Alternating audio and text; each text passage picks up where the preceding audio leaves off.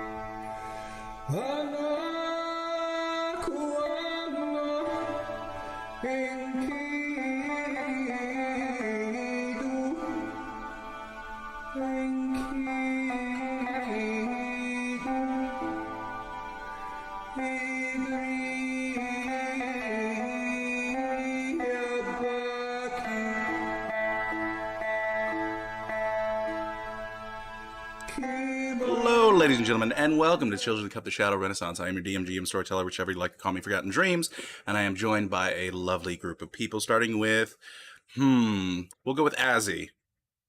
Hello, I'm Azzy or Azira, and I am playing Emilia. Fantastic. Next up, the squirrely one on the phone, Shannon. Hello, I'm Shannon, and I am playing the Maiden. Yo! All right. Next up, Seth. Hello, my name is Sephoriel, and I'll be playing Victor. Fantastic. And last but not least, Emma. Hi, I'm Emma or Mel, and I will be playing Isabella. Fantastic. All right. So, Seth, why don't you bring us in with our viewer warning, and then Emma, you can take it away with the recap of what happened last time on the Shadow Renaissance, if you can remember. You may call upon one of your coterie members to try and help you out should you forget something. Well then, as we're going to get started with this is going to be a vampire story. Vampires are not necessarily the nicest people you'll meet. They'll make dark choices, dark mistakes, and, well, they'll do things that are morally perhaps a bit questionable sometimes.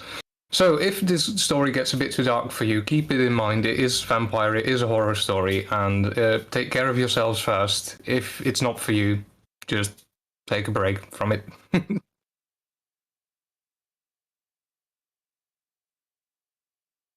All right. Last session, I do believe we started just before the prince was arriving. And yes, and we well, when she arrived, we sort of introduced ourselves to her, trying to, well, not fuck up. And it was a little bit like of an uncomfortableness, I suppose. All of us were a bit not really knowing what we were doing and what rules applied to this kind of rooms. But I think we got through it somewhat. We each got 3 questions. And yeah.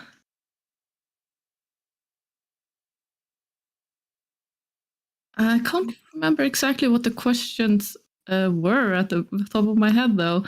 But I do think they kind of had a little bit to do with, like, basically becoming vampires and trying to figure out the role. At least that was Isabella's questions. And yeah, after that, we got a tour of the house and also got to settle into our rooms. And the maiden wanted to go into the garden and try to clean that up since it was in such a bad state. But now I forgot the name. I always forget your name. It's not Isabella. That's me. Emilia. Emilia had a bit of a moment of panic for some reason, and she claimed that there was potentially a lot of people that were enemies of not necessarily us, but at least like our creators, not really sires, but yeah. And the maiden eventually agreed to go inside and postpone the fixing up of the garden. And in the meanwhile, Isabella and Victor had a conversation about, well, the ridiculousness of all these new things and what was true and what was not, and basically trying to figure out, make some sense about all the new rules that suddenly had been put upon us. And a little bit of discussion of what is real and what is fiction. And also Isabella found out that not all vampires are invisible in the mirror. It's just her very nice gift. And after that, I believe that it was brought up that we should have a dinner, and with the help, apparently. Ah, yes, the audacity. Dinner with the help. Fantastic. Horrible. Okay. All right. So bringing us in. Give me 1 second here. Ba-ba-ba-ba-bum, bum. And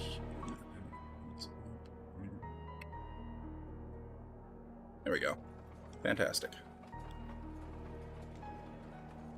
All right. So you guys are currently, for the most part, in the study, I believe. Emilia, not Isabella, has made her way out of the study to check on how dinner preparations are going.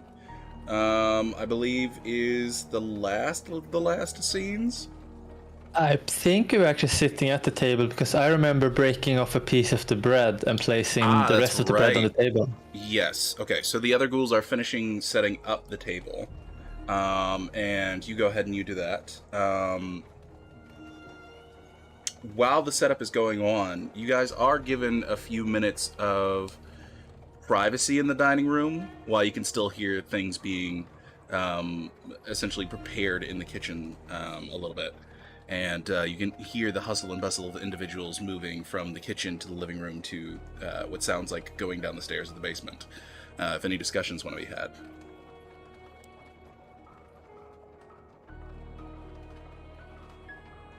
No? Interesting. Necessarily. Fantastic. All right. So, about a minute or two passes, and eventually everyone makes their way into the dining room. And they have a plethora of food that is placed out. For those of you unable to eat food, of course, you are provided with your wonderful bowls of soup.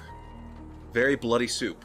But for everyone else, for those of you who do have the ability to eat food, they place before you very well prepared meals that have like a light glazing of blood, or are sometimes like one of the dishes is actually a soup with some, you're not sure if it's slices of beef or pork. It looks a little off, but it's in there. As one of the soup options for those of you who can eat food. And of course, there's plenty of bread outside of the garlic bread that is provided.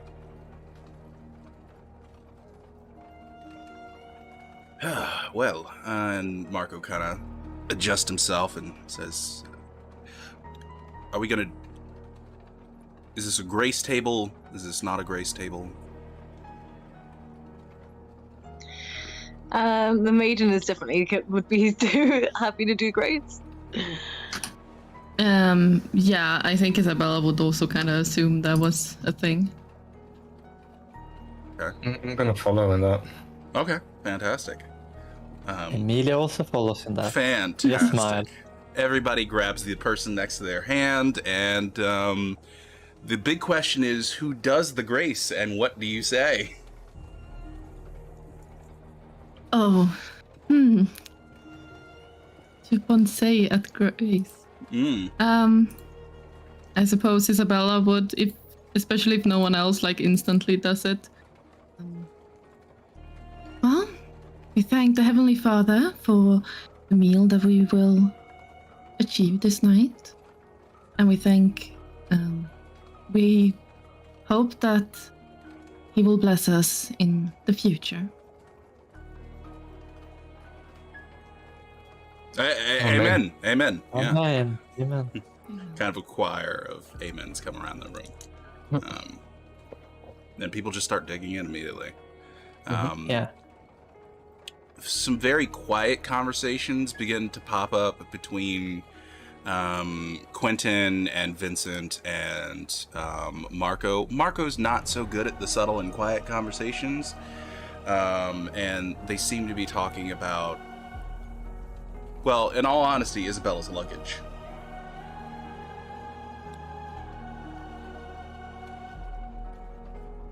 In like a very negative manner, or in more like describing it was heavy? Describing it was heavy. Marco is like, actually, you know what? Give me a perception, alertness, difficulty 4. It's Marco.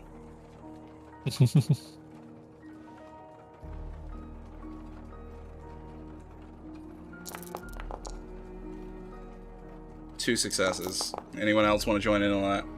Victor, 1 success. Victor, you've gotten the information pretty much that I've given so far. Amelia, I'll give you a little bit more. Is anybody else listening in to the Marco Quentin?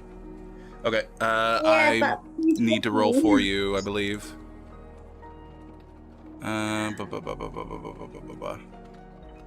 Also, Victor, be aware that you rolled alertness strength. You might want to re-roll that. Oh, whoops. That wasn't the intention. Yep. If I can find my character sheet again. Checking. I guess I'll also roll, but I'm not paying super attention. Sure, absolutely. 2 successes for the maiden. Yeah, Isabella, you hear about what's been said so far. All right. Wow. Wow. Also, I have a specialty in perception, keen hearing. Ooh. Fun. It doesn't apply, but still. Okay. They are breaking down like a full list of everything that she brought with her. How needless this item is, how useful that item is, how cute some items are, but how weird other items are. Also, Marco's really, really perplexed about the undergarments for some reason. He just can't wrap his head around why someone would need that many pairs of undergarments. Or why they have frills. Do I hear that part?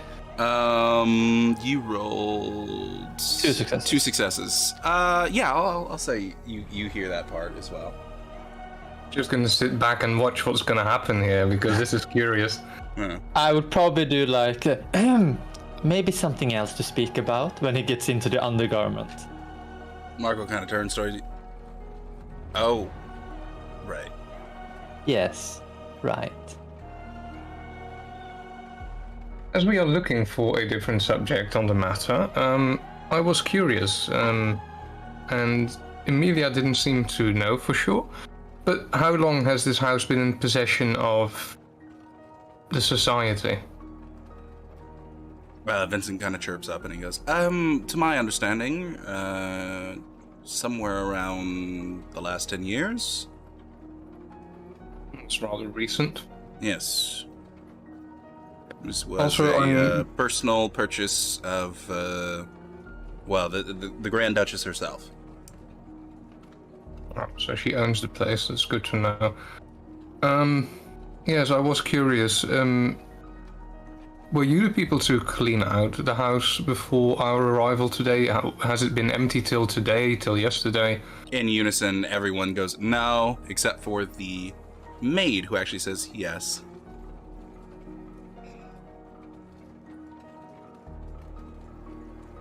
Who did the salt and holy water? That was Father Patrick O'Malley. An actual priest. Does that name ring any bells? No, does not ring any bells. Is there a particular reason why he did that? He was hired to do so, as far as I understood. Kind of waltzed in like he owned the place.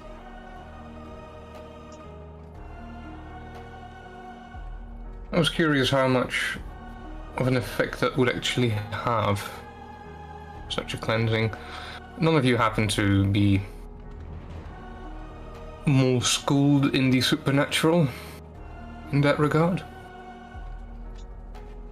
Marco, with like a mouthful of soup, immediately blurts out, "Ooh, there's a working."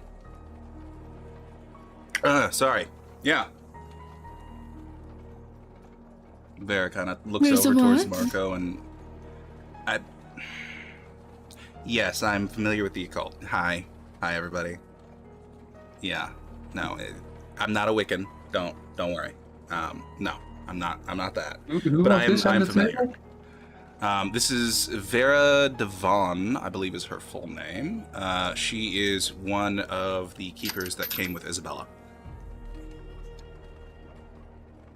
With who did she come in? Who did she come in? No, with who did she come into the house? Like, who did she Isabella. bring in? Isabella. Yeah, Okay. it was Isabella, Marco, and Vera. It's interesting. From that point, I sort of fixate my conversation on her. So, there are stories about this place, of course. It's been a while since. How much of that do you think is myth and legend, and how much of that holds any truth? The murders themselves, or possible hauntings, the need for, Cleansing. sanguinating and cleansing the ground, that sort of thing? Only that. Well, I'm sure. I'm sure it's a well-established fact, at least for those who are from at least the local area, that the murders did happen. Well, I say fact, rumor mill that it's a fact. You get what I'm saying? There was a conviction. Yeah. Other than that, there is a certain. How should I put it? There is a certain truthfulness, I should say, to superstitions of the sort when it comes to the haunting of a place. It can be a thing.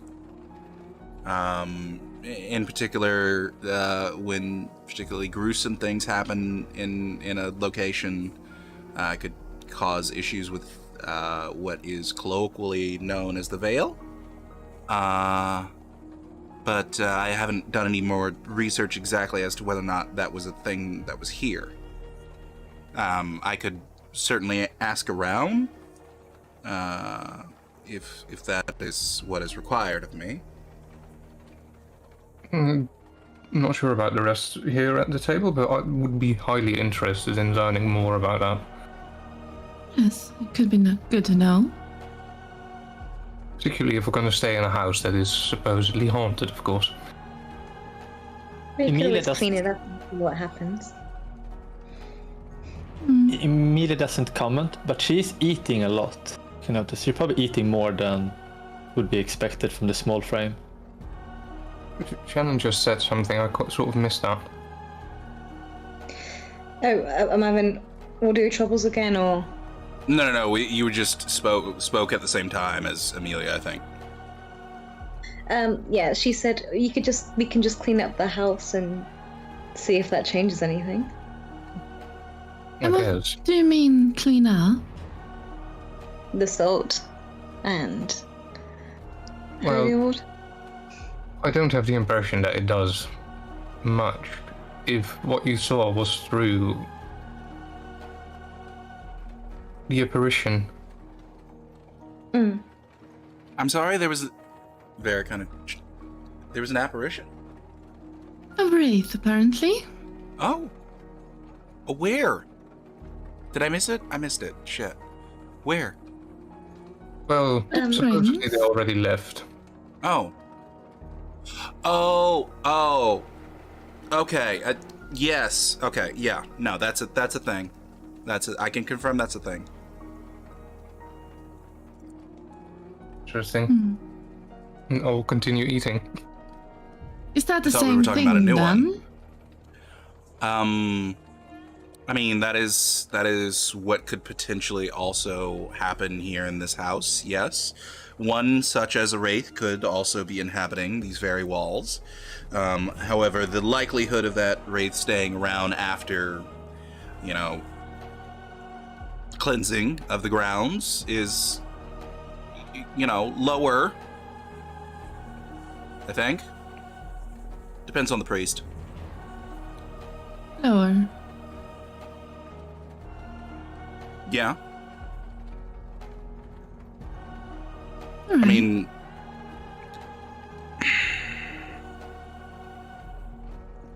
there's a chance that the wraith was more powerful than the priest, and thus, it would still be here. But it's not exactly like anything weird's been going on yet, so the likelihood of that being true, we'll find out in probably the first week. Good to know. You've spoken to wraiths and ghosts. To a very limited extent, for a very limited amount of time, yes. I was allowed to do that once. Allowed? You need permission? In my particular circumstances, yes. Yes, I require permission from an elder of the society to, how should I say that, practice anything that might cause issues with the veil. In particular,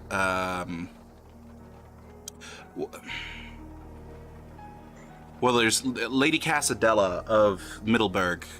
She is a... Boy, I'm not a Wiccan, I swear. She is the head of the local conclave in Middleburg that also has a few members out this way. She's a member of the Lasombra clan, and I required permission from her to do anything with the Abyss.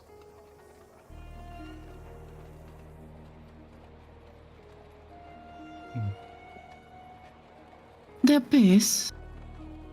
Is that different from the Veil? That's a complicated thing that I don't want to get into, so I'm going to let your progenitor do that. However, very interesting. I suppose I can wait.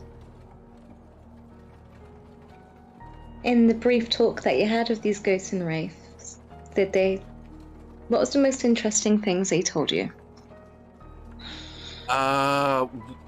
Well, the group I happened to get in contact with happened to be a group of local gossipers, so it was very much gossip. Okay. About current nobles, at least, which was, thankful. Gossiping ghosts. It's a thing. They must sit on a lot of information then. Well, I would imagine so.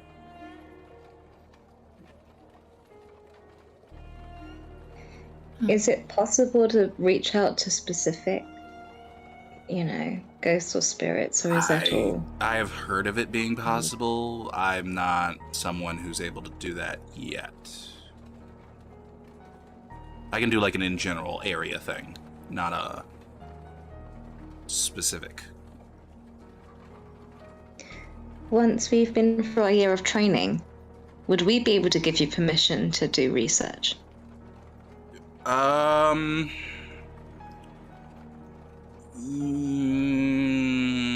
She looks towards Amelia. I would say that probably depends on the prince. I would say it depends on the prince, but if you live in full neonate status and are trusted, it will be on your neck, but it's your decision. Meaning, if he would do a mistake, it would be you that pays the price. And probably you as well. He looks over to the ghoul. Well, of course, yes, I am fully responsible for all my actions and fuck-ups, but yes. These ghosts, they can actually do damage or Well, I haven't seen one interfere in fight. ways that are problematic.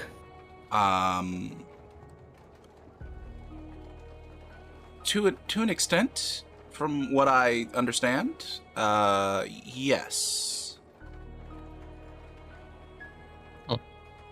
I think it's a little like most things. If you don't disturb them, it's a low chance to disturb you. But if you try to search knowledge, maybe you will also get some problems. Right. Or you get some information. That would be worth looking into. Take it out there. She has smiles. Quentin kind of Anyway, chirps this up is and he a goes, lovely dinner. so is there like a book on ghosts or something I can read? Because this would be a lot easier with a book. And Vera goes, yeah, there are several studies closely guarded by the Chantry. The what? The chant, it's the Tremere thing. Let me Yeah. guess, one of those clowns. Yes, actually, yes. They're currently not really in the city, so good luck with trying to find one. Thank you. I don't think it's a good idea trying to reach out to a Tremere at this point. They are most likely going to be enemies of us. How come, particularly? Well, there are some bad blood in everything is conflict. It's a bit more complicated. But let's say that they are pushing to the wildlands, the wildlands right now, and they will probably try to take over Livonia. Are they known Tremere within the society then? Maria actually chirps up and says, yes, there are actually two that I know of. Although they're in France. Last I heard anything about them. Where? In France? I want to say somewhere around Normandy. It is a little bit so. Not impossible. I think in the province of Anjou? I don't know how to say it actually.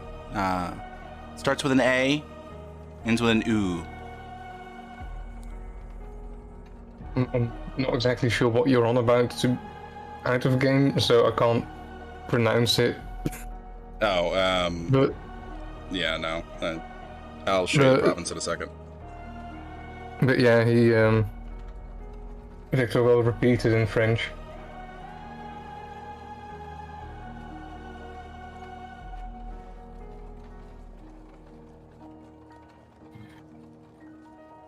Oops.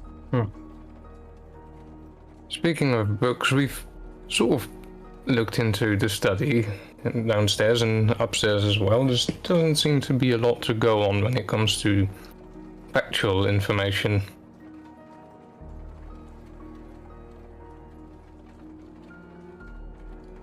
Is there any way that the arrival of the caretakers would expand upon the library? They might have brought literature, especially if it's going to be important in your training, which it most likely will. That's good. But it's a lot of one-to-one studies, probably. Learning mouth by mouth, many of these things.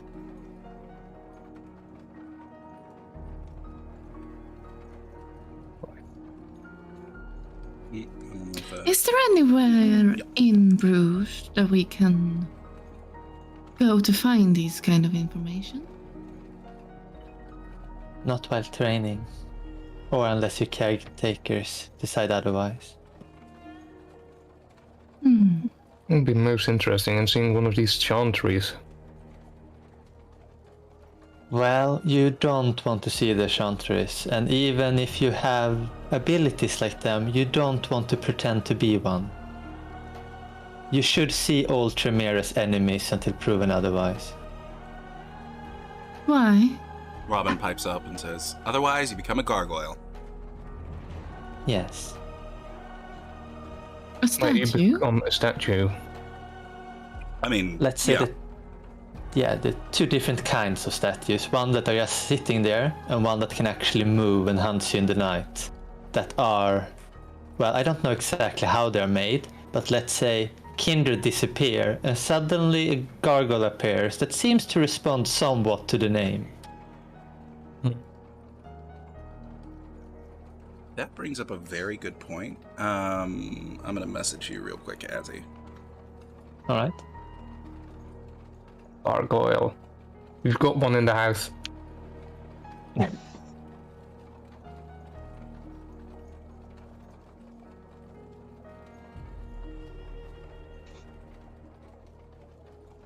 Waiting quietly for the message, see if I...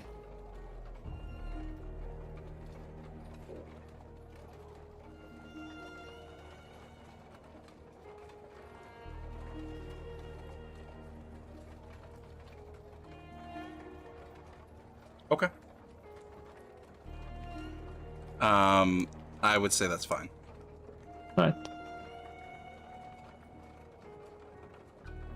She still says that though. Absolutely.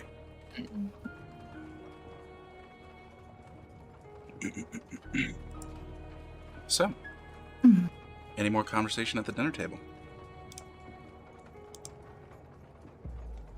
If you would start to show the talents that normally Tremeres would show, I would try to find some other clan to pretend to be. Which What's that? Depending what other abilities you will show.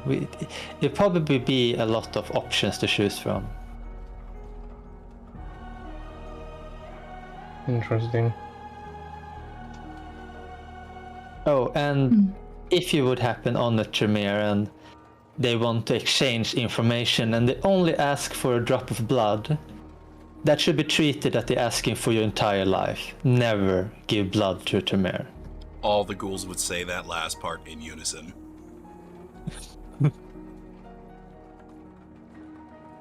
Noted. Pretty. And what exactly can they do with this blood? Everything from controlling you to killing you to send dogs in the night or whatever else they might do. It is known that you lived on borrowed time until you get the blood back. Huh.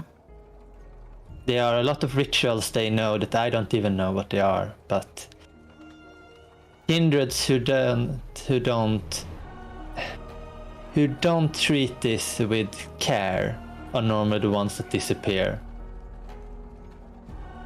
Or die. Or maybe a gargoyle comes around that seems to be a bit strange.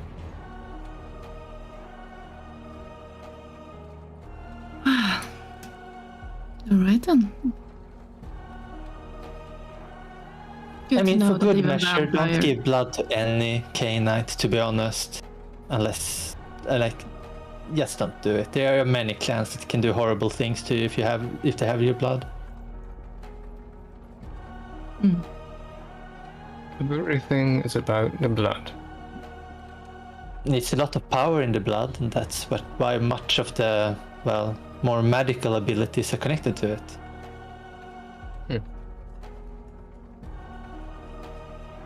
Maria kind of chirps up and looks towards Victor. She does. Have you ever thought about getting a cane instead of a crutch? That would have been impossible before, but I could actually consider that now, I think. Okay. I know Yeah, but- a pretty decent carpenter in the city. How about decent staff? That can be done. I can get that done, yeah. Slightly longer than a cane. How about a...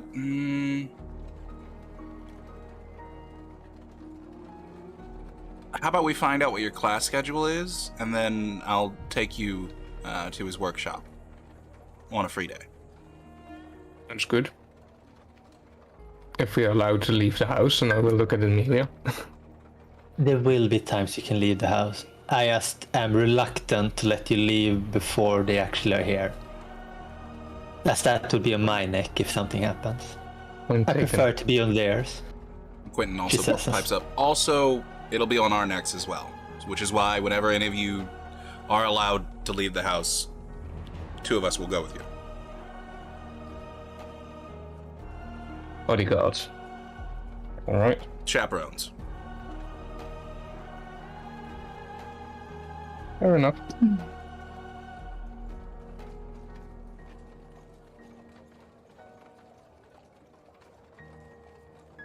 So we need to wait for them to arrive before the boat trip, yes? Yes. I don't know if Bo... I will not comment on that. I think that that discussion is good for the caretakers trying to determine when that can happen. Look around. Boat trip? Mentioned about a boat tour of the city. It sounds quite charming. There's just kind of that. From all Or the possibility of just going on horseback as well. Anyway. At some point it will definitely happen, she says and smiles. Right. Victor will refill his glass again with the gin, wondering why it's not really taking. There's a little something there, but it's nowhere near what it used to be.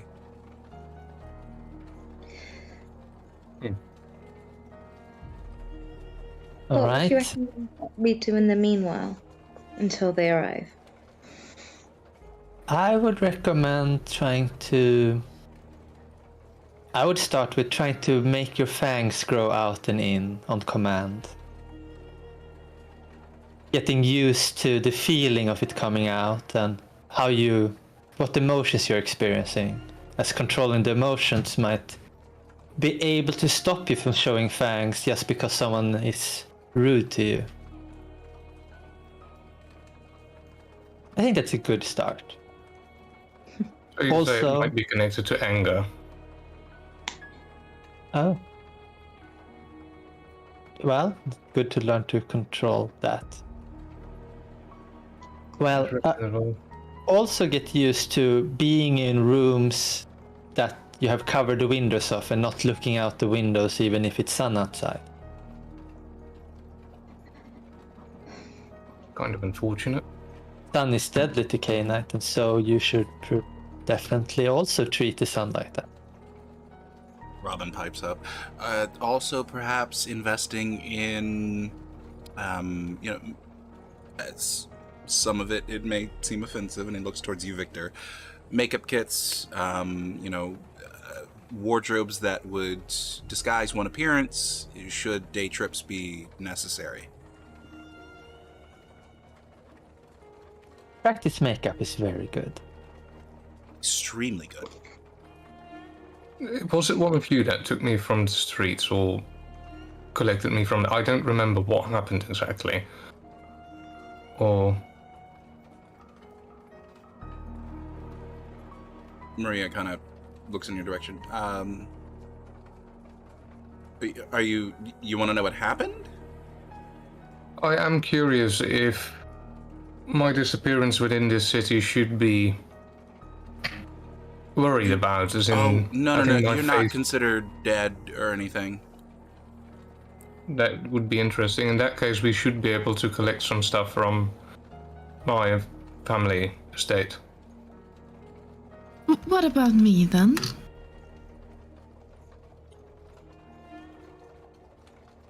Marco and Vera kind of look in your direction. Well, I mean, you're not considered dead, but you're not considered not kidnapped either. Not kidnapped. Well, this will prove to be an interesting bit of time that's ahead of us. Yes, that is going to make it a lot more difficult to, well, explain that to my family and move around resources. Why? Well, it all depends. Would they pay ransom for you? Then maybe you can ransom yourself. Now that is very interesting, and I sit up. You are not too... Well, that's a good plan.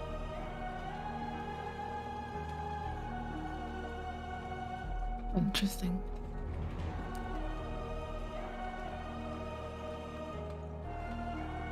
Alright. What time is it, by the way, DM?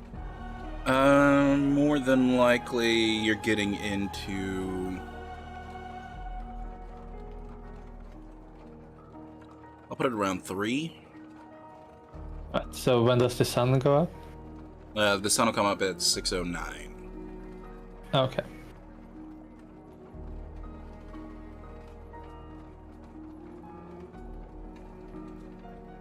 I would also suggest that you try to get some sleep during the day and not stay up, just because you might be able to. Right. Good to get in the habit of sleeping every day. Talking about sleeping, has a pre-schedule been made? And she looks over to the ghouls. Or should I make one? Has a pre-schedule for... The sleeping pattern for us. Oh, and a couple of... Okay, yeah, no. So Marco and Vera... And this is Robin who pipes up. Marco and Vera will be on the AM duty from about 6 to 10. Then we're going to switch out to Quentin and Vincent. And they'll take over for a couple of hours. And then we're probably going to go with myself and Maria. We didn't have exactly how you would fit in with the time schedule. But essentially we'll do rotating shifts of, 4 to 5 hours. And we can split that further if we want. Throughout the day. Well, if there are 4 to 5 hour shifts, I mean, then it should maybe only be 2 shifts. Then everyone is up after that, and only those working those shifts are sleeping. Okay, that'll work. I will probably, in this particular case, at least for day 1, I will be up during both of the small shifts. And then I will sleep with them at the same time as they do. Which room? Did you want a particular room of theirs to sleep in? I will take one of the rooms upstairs Okay. until the caretakers come, if they want them. No, the caretakers usually stay in the villa. That's towards the town square. Good. Well, then I will just take one of the rooms upstairs.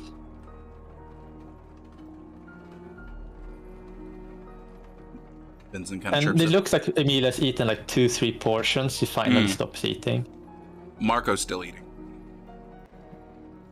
But Vincent kind of chirps up and he goes, well, my food was excellent. I think we should begin.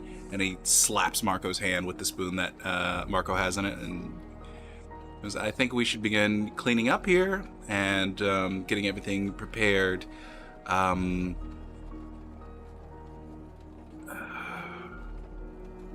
Yes. If you guys need anything, feel free to call any one of us or Amelia, with Amelia being, of course, the head.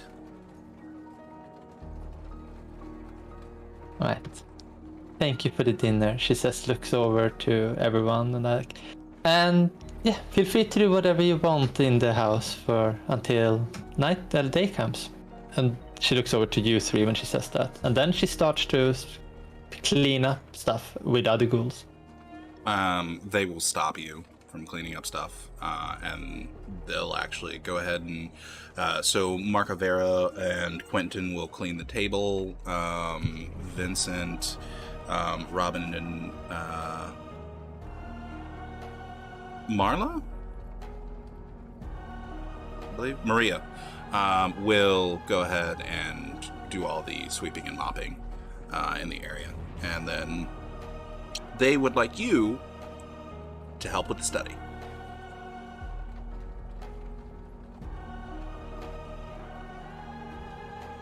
Alright, let's go into the study then.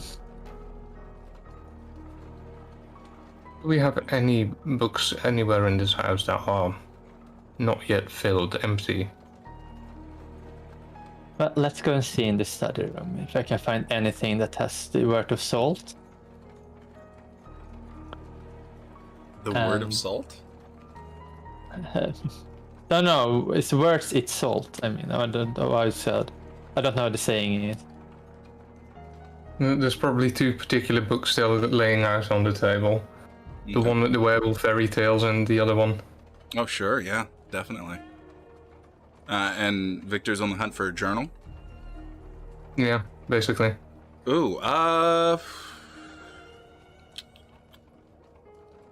go ahead and make me an investigation.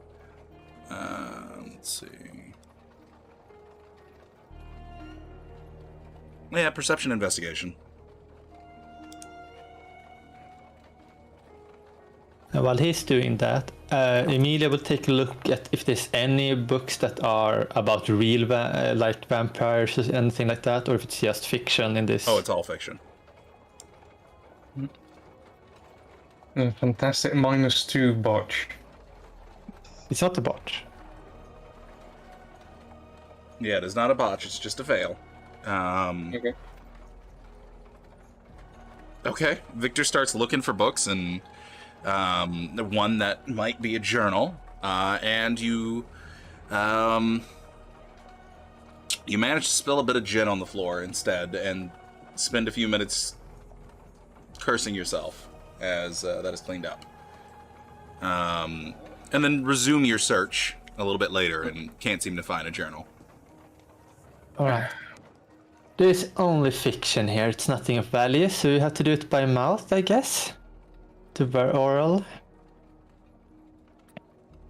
Anyone have any questions? Otherwise I will take a new subject for you to learn. I'm sort of still looking for paper and at least a quill and some ink. Do I know if did I see any quill or ink when I was looking around? The ink well here in the office is dry. Unfortunately, but there's a quill. You could search around the house, see if there's any ink available. Or, just use blood. I will not. Would you say it's reasonable that Isabella brought something like that?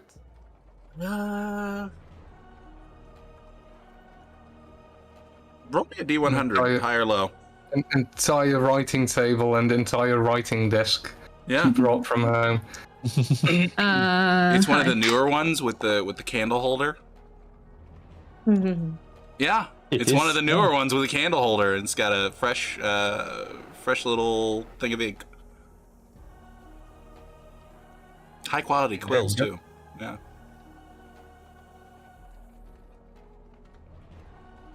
So what? Yes. The answer is yes.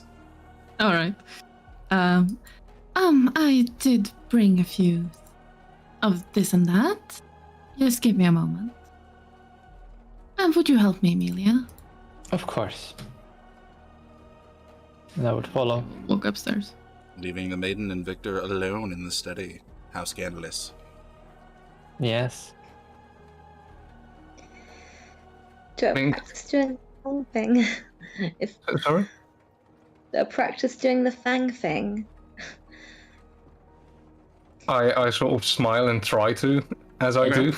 Sure. Give me a... Last time that worked really well. I had a lot of control over that last Oh, time. absolutely. You know what? Give me a manipulation, athletics. Athletics. Yeah, Wow. That's a weird roll. that is That's a weird roll. really weird roll. Yeah.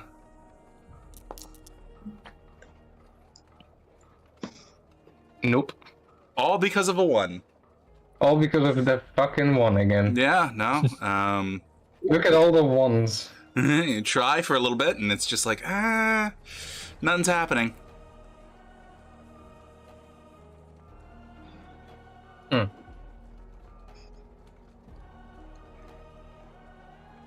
That's not working. What are you thinking of?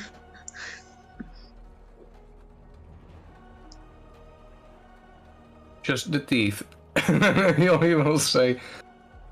Also wondering, since we had extra dinner that was also blood infused, do we get any? Yes. sort of blood from that? Everyone. Let's see. I'll give everyone an extra 4 from dinner. Oh, damn, that is luxurious. Thank you.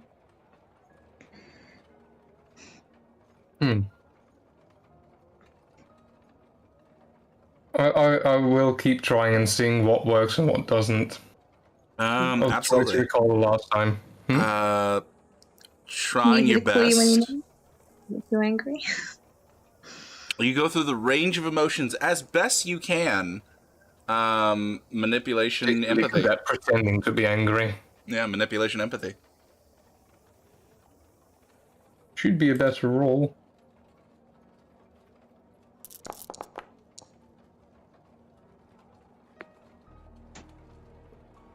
Okay. All right. You managed to get your in fangs this to come out. direction, but that is probably not applying here. No, that one's definitely not applying. You managed to get them to come out, and you may choose 2 emotions that draw your fangs.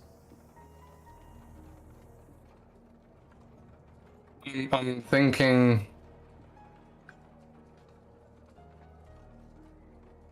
He would probably just try to learn to control it without the whole emotion thing. He would probably think of, I want them out, I want them in. Sort of. Oh, okay. Fantastic. You focus more and more on that. It takes a while, but eventually they do begin to retract and come out at And- your leisure. Good. Still feels weird each time. It's like something scraping against bone in your mouth. It does feel very weird. Also, do I speak a bit weird right now?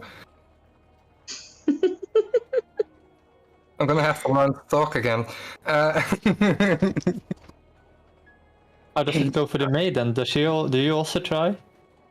Yeah, she'll kind of almost wanting to, delay her having to try it herself. She'd be wanting to help him first and then, see his process before she gives it a go herself. But yeah, she'll give it a try. All right, what is her way of approaching it? I think she would at first try to do the whole willing it and just thinking it, but I do think she'd probably very quickly go to an emotion. Whatever is the quickest way is kind of like, yeah. Sure. Yeah, you find emotions, it's like very quick, but if you're just willing it, it takes a little bit of time. Mhm. And you can also choose a particular trigger emotion that would like instantly pop them out. Fear. Fantastic. All right. Any other conversations that go on in the study while the two of them are disappeared?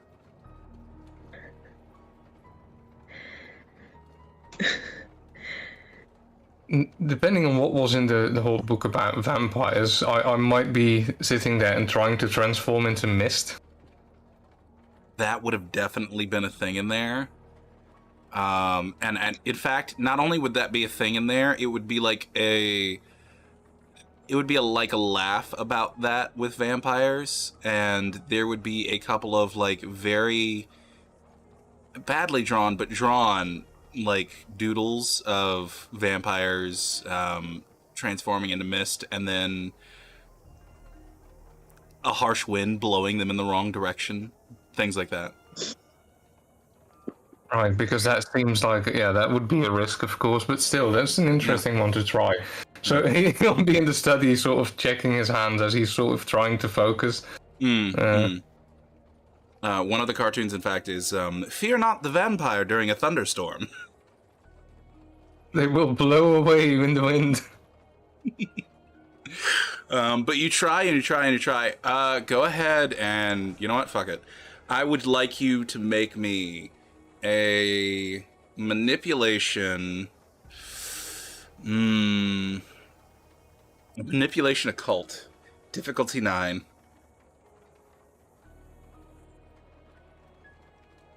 Difficulty 9, oh dear.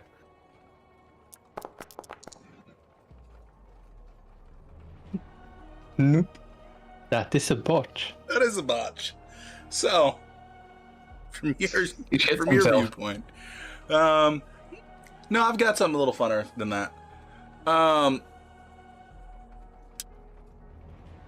As the maiden is watching him, focusing on his inner self, trying to summon himself into mist, you begin to notice that he just starts to get a bit red around all of his orifices, and then there's light streams of blood that begin to pour down out of his mouth, out of his nostrils, his eyes, and his ears, and maybe other places that you can't see right now.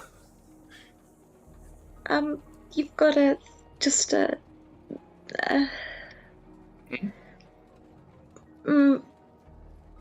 and Oh. Well, that didn't work as intended. what are you trying to do? Figured I would try to turn into mist, as it says in that book. Like, that's the whole thing with the whole book, says we don't know which ones are correct and which are not. I guess that's not a thing, or at least not for me. Oh dear, do we have a bit of a handkerchief somewhere? So I'm this is sure somewhere. the perfect moment for, unless, do you guys want to have any conversations while you're upstairs? Yeah, I wanted to. Okay, then I'll come back to you in a second. Go ahead and keep going, Victor and the maiden. Sorry.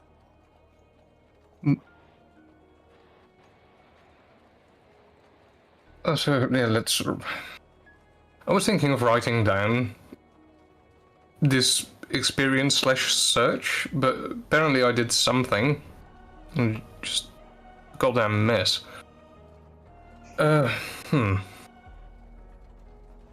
If this power and blood and you somehow willed it all out, that might mean something, right? I don't know.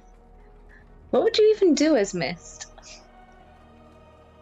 Well, apparently you don't want to get caught in a storm, I say, looking at the book.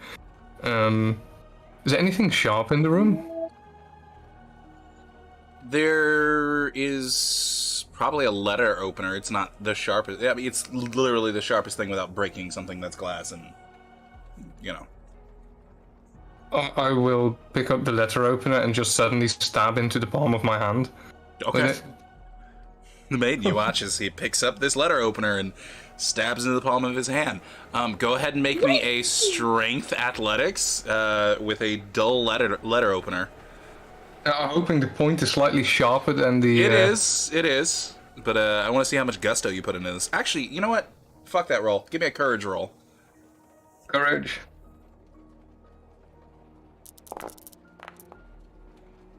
Okay, one success. Yeah, no, it goes in at least an inch into your hand. Oof, that was a bit more than I anticipated. And I sort of keep watch at the wound, like, is the blood coming out? Is it sort of staying where it is? Is it pooling like it was from the nose and the ears? It begins to well up in that area, and you would see maybe like a drop or two would drop from your hand, and then it would just stop. It would still be there, and if you turned your hand upside down, probably you'd get another drop or so, but no, it's staying there. You'll just see me try to make it flow, like in a way that you would expect it to. And then I will get my gin glass, which is probably still around, and I'll hand my hand above it, and I will try to will it out rather than to expect it to work from physics. Sure. It begins working like normal. Interesting. So I stopped doing that and sort of will it to stop again? Mm-hmm. It will drip a couple of times, but eventually return back to what it was before. Did you see that? Her teeth are popped out. She's a bit freaked out.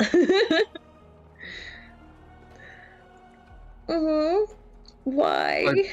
I turn around my hand and I try to heal it. Method?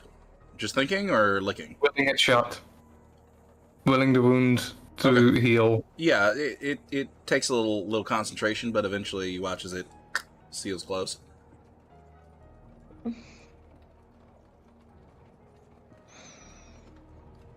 Emilia was right about the blood being, or seemingly to be central in all this, as in, it doesn't flow like normal blood unless we will it to. It can close our wounds. I was making a mess anyway, so I figured let's try it and see what happens. You will say at the maiden, seeing her face like being a bit How does it feel to be healed like that? odd. Not painful, it's not particularly... doesn't feel particularly nice either. I would say the closest thing that you have come to in your mortal life with that particular feeling would be like a week-old scab that's healed underneath, but there's like still pink skin underneath, and you just rip it off. It still feels a bit raw, but it's healed over cleanly and without any residue or visible scarring. It's a little cinder too, but that starts to slowly go away. So yeah, it feels like the wound sort of pulls together. It's still kind of raw in feel, but it doesn't appear to be. So that is... Huh.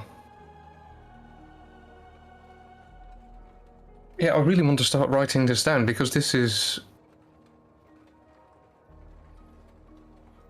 Yeah, all of this is really interesting, to say the very least. Like,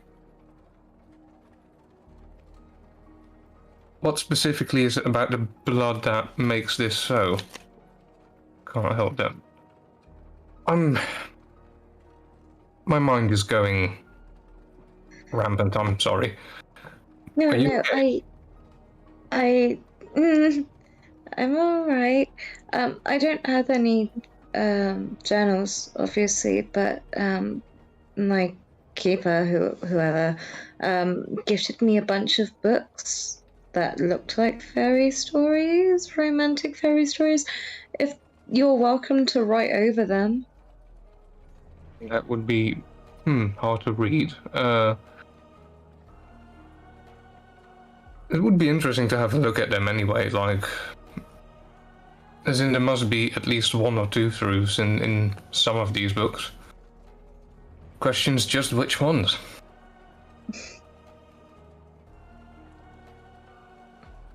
Alright. Upstairs. What do we have going on? Yeah. Isabel will kind of like open up the door and hold it open for Emilia to step inside her room. She does a curtsy and then she moves in. She will move in after and then close the door. So, I feel like I have to ask. The prince mentioned you being a pet of a Montfort. Yes, she did say that.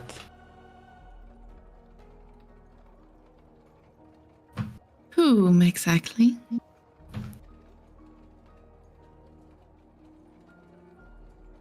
I rather talk about the future than the past. Oh, I feel that you can learn a lot from the past.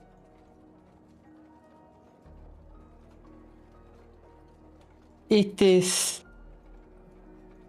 difficult for me to speak about my past. In what way? In every way. That is many ways. I have considered them all, she says. She smiles a little, but she looks kind of strained in her face, like she's focusing. Isabella would kind of like take a step closer to her.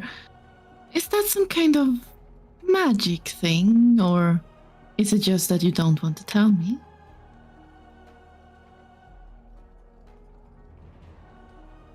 If Make me a temporary willpower roll before you say anything. Oh, okay.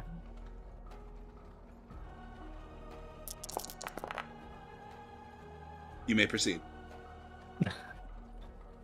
And she's like, That's your temporary willpower?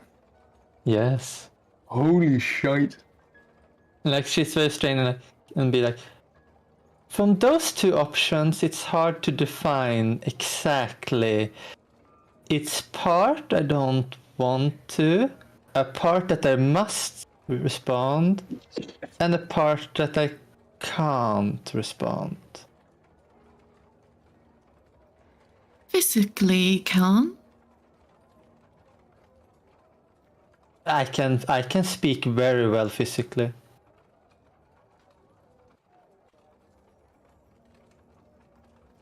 I'm just a lot more comfortable talking about the future than the past. But it is lovely to have a Montfort here. Do I believe her? Well, I will roll this.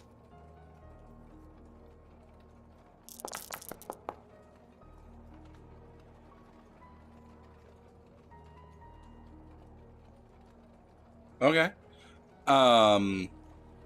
So maybe 7 successes if persuasive is part of it. It's actually flattery more even than I did. But I Flattery, love yeah. to be here.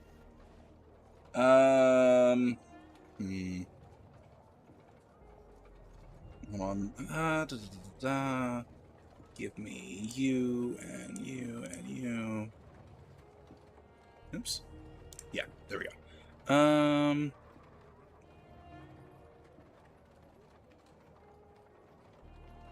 I would put flattery in there, yeah. So 7. Go ahead and make me a. I want to say wits, empathy. Yeah. Alright. Have a specialty shrewd. Does that apply? Sure.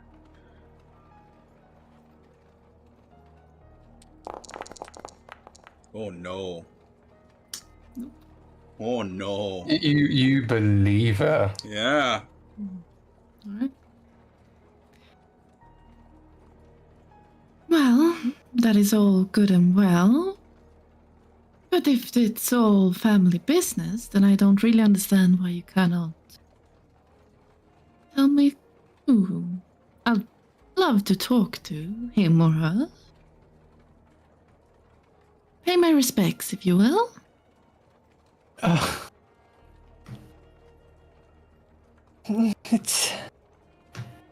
It's not really. And she's really straining herself and said, part of my family anymore.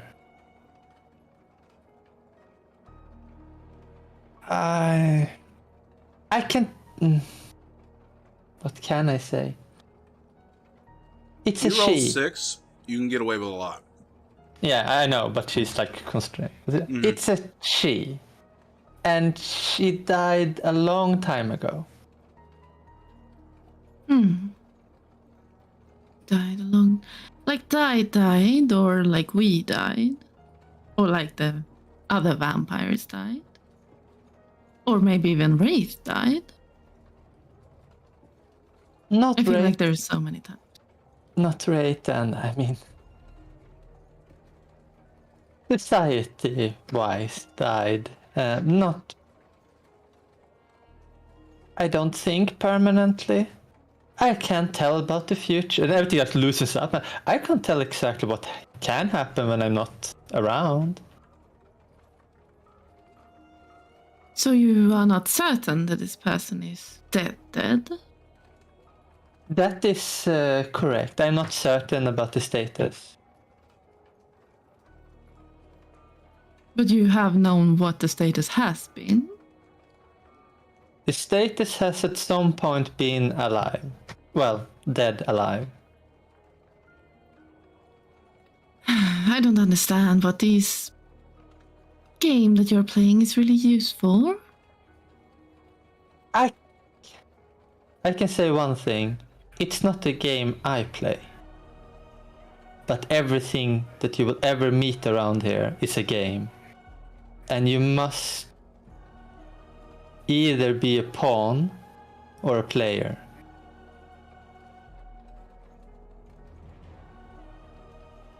Yes, I've sort of understood that. But that is life in general, is it not? It's more so now. It's a lot more dangerous games you're gonna play now. I suppose we will see. I am mostly a pawn that can be used very wisely. But don't push too much into my past, or this pawn might be useless. Let's see. Let me ask you this thing. Are you still tethered? Tethered. Tethered to this Munford? Like the ghouls have understood Dar?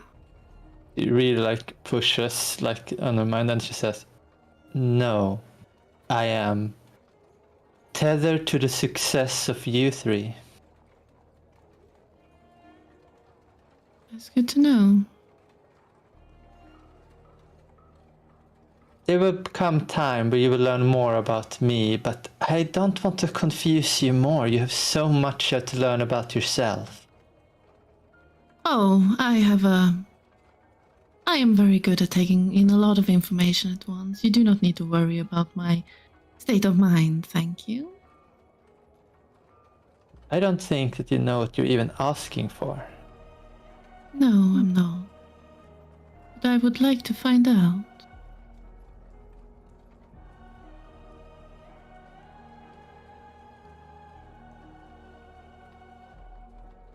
Well, I will tell you one thing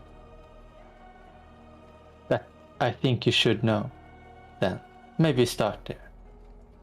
I am not a regular ghoul. I am something called a revenant, meaning I was made and not just a normal person that tasted blood.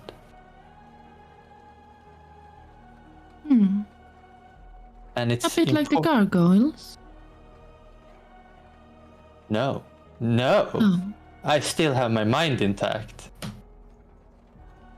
Oh. I wonder if they would say the same though. No, they wouldn't. Depends which one of them. Anyway, no, revenants are a thing. But the society have no revenants.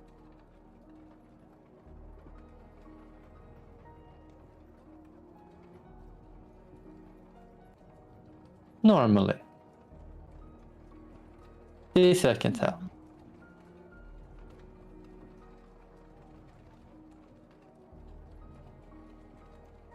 Alright then.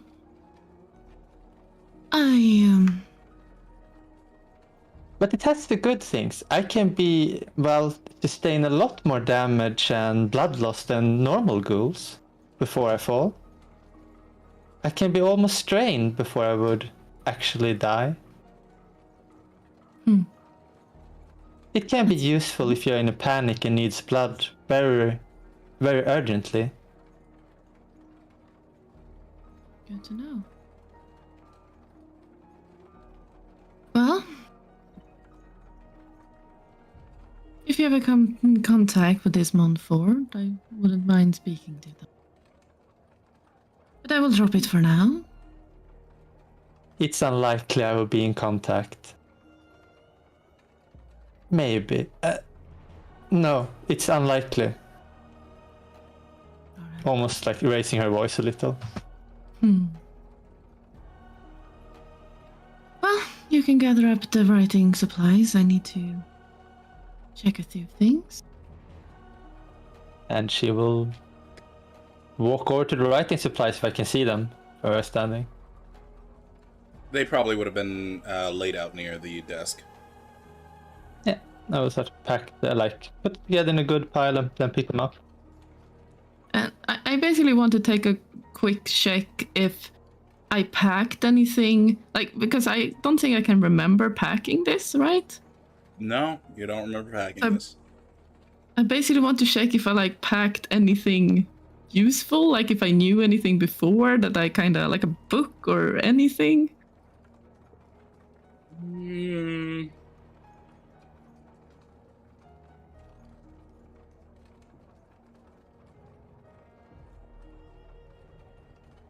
All right, D100 high or low? Hi. Okay. And then... Ooh, okay. Roll me a D10.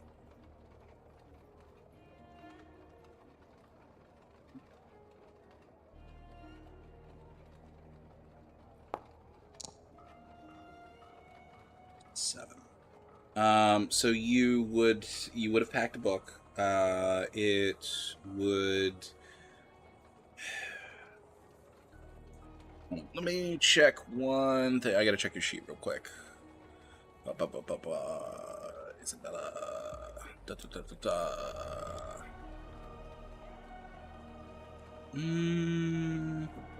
It's probably underneath. Rouen. Sorry. Here.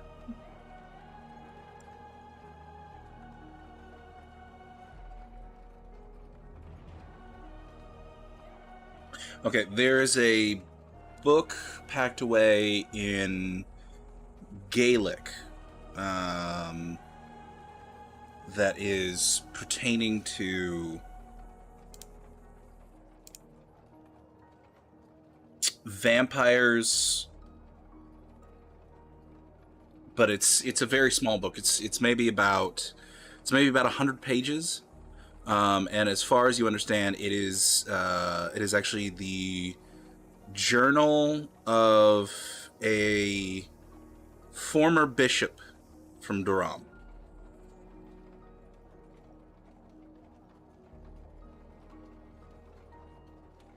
Of course it is.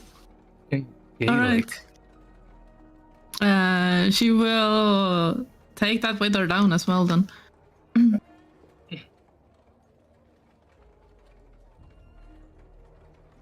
Fantastic. The two of you go ahead and make your way back into the study, where you would currently find Victor, I'm assuming, cleaning himself up as best he can. Is it noticeable that he's bloody everywhere? There are like streaks of like on the side of his head and yeah. Oh my, what happened here? She says she goes over to a table and places the equipment. I figured I'd try, see what powers potentially would work, and I sort of gesture at the open book on the table. This is not a thing I can do. Oh, that's a high-level protean power. Probably not at the moment. Alright. You say that is someone very powerful can turn themselves into mist? Oh yes. Well, I have never seen it, but I have read about it. I'm curious which books those were. You know the saying. You don't happen to have any of those on you? No, I was not allowed to take any books for my schooling. That would have been a death penalty. And she's like finishing putting up all the writing equipment. Wait. Why would anyone want to be missed? Sorry? I Why think would it's anyone want to be missed? a good way to avoid enemies, I guess. Or if you believe these stories, to get blown away. Ah, I understand. Someone walks through you when you're missed. What would happen? What They will walk happen? through you. Yeah. Hmm. If I understand it, like a good way to use the mist, if it is like a night that looks like it could be mist, and you can spread yourself across a whole field and just wait for someone to walk past it, and suddenly you're What if that- standing behind it. It just sounds like, does it hurt? There One was would no wonder. mention of pain. But like I said, I can't do that, and I haven't actually met anyone who can, meaning that I might have met someone who can, but I have never seen it shown, at least.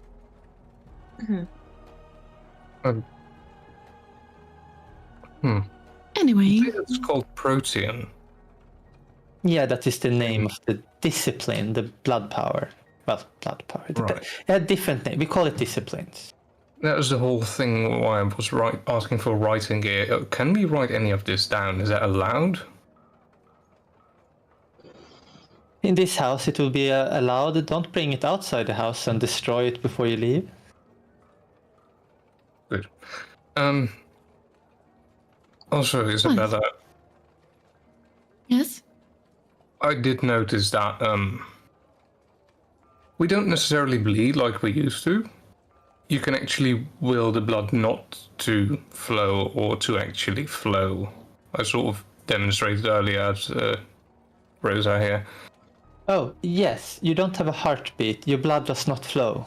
So if you just puncture it, it will not go. Well, I guess society members have a heartbeat somewhat, but I mean, normal Kanet does not have, and I don't think you can hear your heartbeat during the night, only during the day. I'm testing that. 1 second. I have to check your sheet for one. Let's see here. For you, a little something there. It's really off, but it's there. You think? I'll also It's rather try. slow, isn't it? There are variations within the society, and morning is coming. You can fake it though, so you have to not try. If you're thinking about your heartbeat, it might actually start to show because you can fake it. You can will it like a Isabella muscle. saying? He will actually actively try that the moment she says that. Okay, the moment that you try it, yeah, no, you're not feeling anything at all now.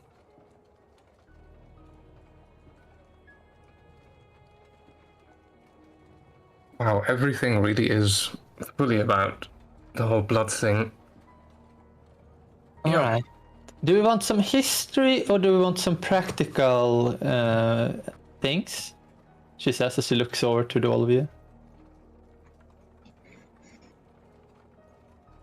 Practical. I didn't want to say it, but yes, absolutely. I'm so curious what we can do. All right. And Is it's- any one of you hungry at the moment? Not really. No. Good. Then we can do this. Is there any chair or anything like something heavier in the room? Well, there's a luxurious, desk chair that is in the study. It's quite heavy too. All right, and I go in like test it. All right, can you all three come one at a time trying to lift this thing up? Just normally lift it. Don't think about it. As much as you can.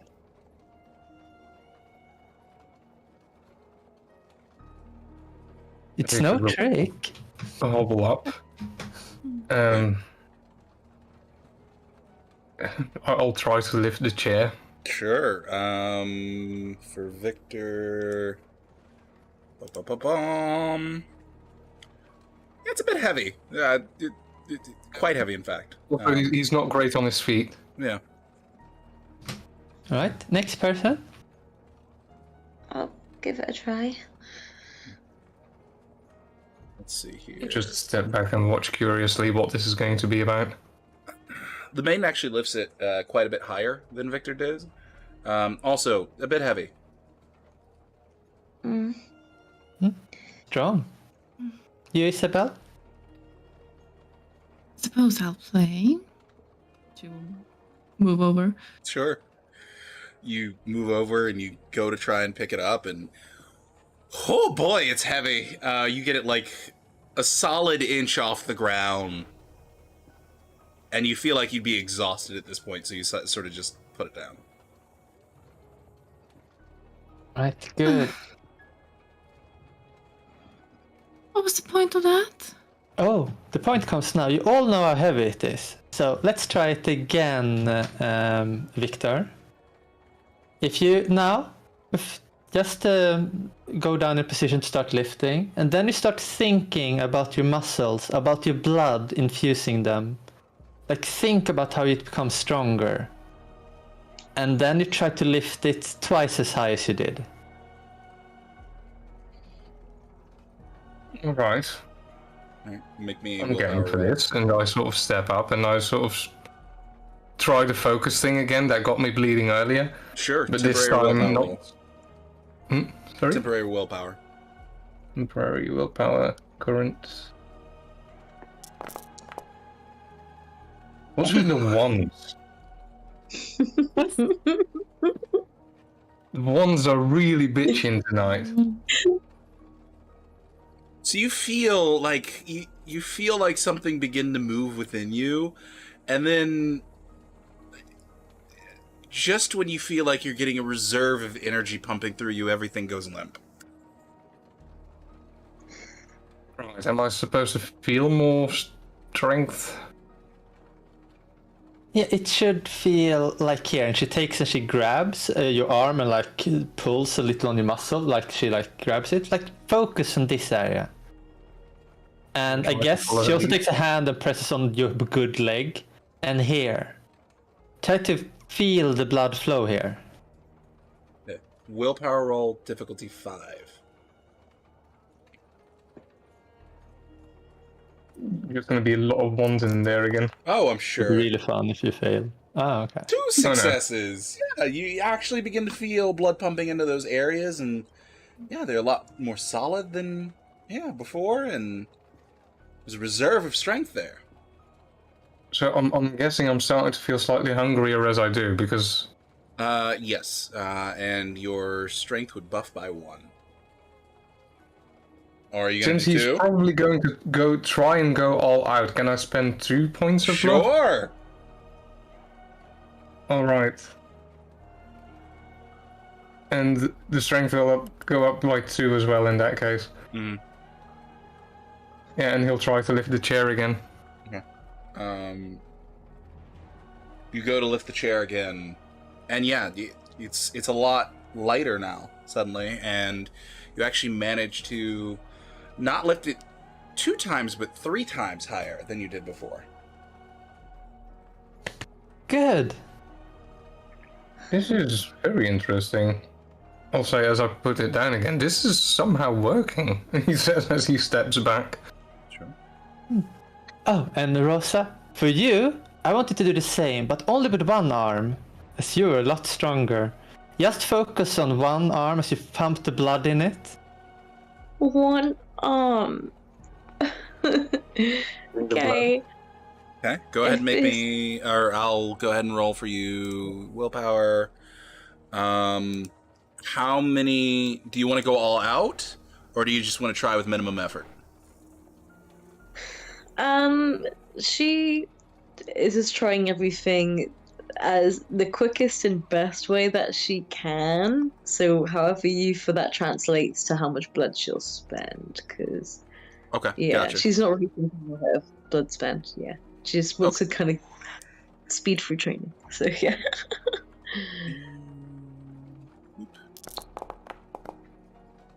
2 successes on the willpower roll. So you begin to feel the blood surging through you into your arm, and you feel your grip beginning to tighten a little bit, and you can feel the muscles sort of begin to tense and relax more easily in that arm. And with that, do you just go for it and just try and lift it as high as possible? Sure. You literally put the entire chair over your head with one arm.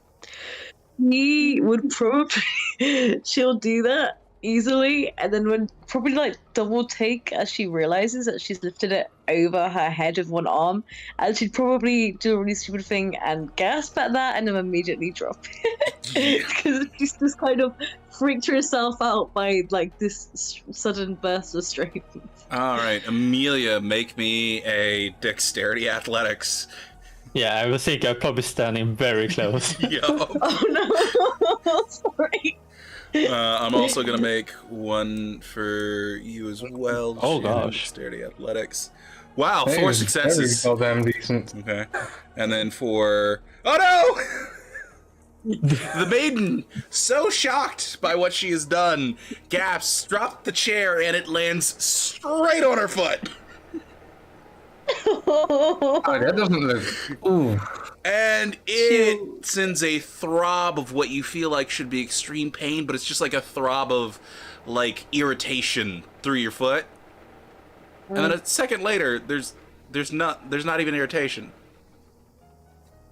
Meanwhile, Amelia pirouettes out of the way. Yeah. Did you hear a crack from the foot?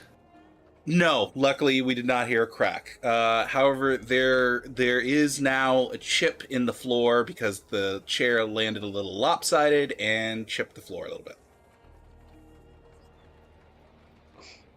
Well, really good. And I mean, it is surprising first time you do it. It's okay. It's just a floor. But yeah, I think that you is probably going to develop potence very quickly. It's the power that makes you even stronger. But first, Isabella, your turn. You will do it with 2 arms. It's just increasing your normal strength, not giving the maximum. Okay. But All right. if you focus really much, you can probably even do the same thing she did, but it will make you very hungry. Go ahead and make me a willpower roll. This is going to be current, not your max. Difficulty 6. Oh, that's a lot of oh god. All right, yeah. With ease, you begin to feel the blood pumping through your veins and into your arms. How many do you want to spend? Guess you'll spend like 2 at least. She's getting a little bit competitive. Competitive, sure. Okay, so that'll bring it to that. I do also have potence actually, so maybe that like How many dots kicks and potence do in you when have? I'm trying. I have. Let's see. I think I have. 1 dot. 1, okay. Oof. You manage to get the seat of the chair to about your chin when you go to lift it up. Mm. And it's a lot lighter suddenly. Yeah, certainly not difficult at all. Somewhere in the room, there is a mirror that is like slightly off-canted and disregarded to the side, seeing a chair just hovering in midair. Perfect. So now you have what we normally in almost like slang terms call blood buffing yourself. They have more nicer words, but I use that. I can teach you about the real terms later. But anyway, that I want to come to, it will stay for a while, but not for the whole night. So in a couple of maybe an hour or so, it will fade, but you're all a lot stronger now. So if you try to pick something up, you have to be a little careful so you don't crush it, because you are going to think that you are as strong as you normally is. And I would start that you start giving each other like handshakes or something, just to see that you can feel the difference. Yeah, go on. Maiden and Isabella, do you give a handshake? Okay. Very well. Two of you go on for a handshake, and we cut to a break. Go! We will be right back, ladies and gentlemen, with more Children of the Cup, the Shadow Renaissance. See you soon. Oh.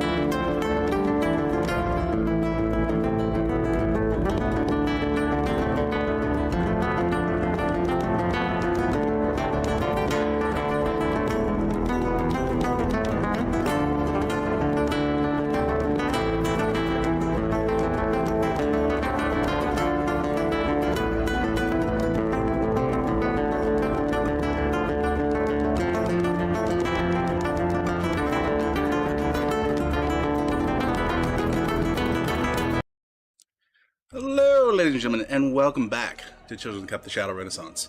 Back where we left off, Isabella and the maiden giving a handshake to one another. Isabella, you were quite surprised, maybe not as much as initially, by how strong of a grip the maiden has.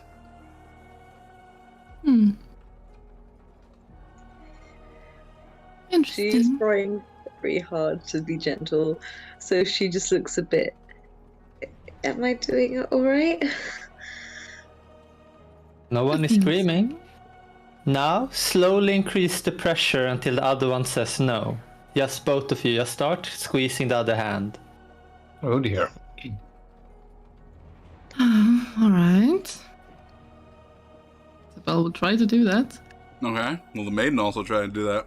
carefully.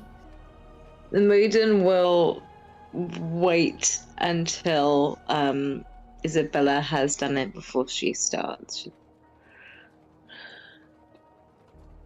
Okay. Potence, blood buff, strength.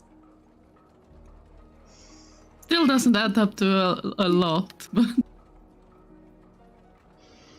You get a much Something. firmer handshake from Isabella. There's a little pinching, but that's about it.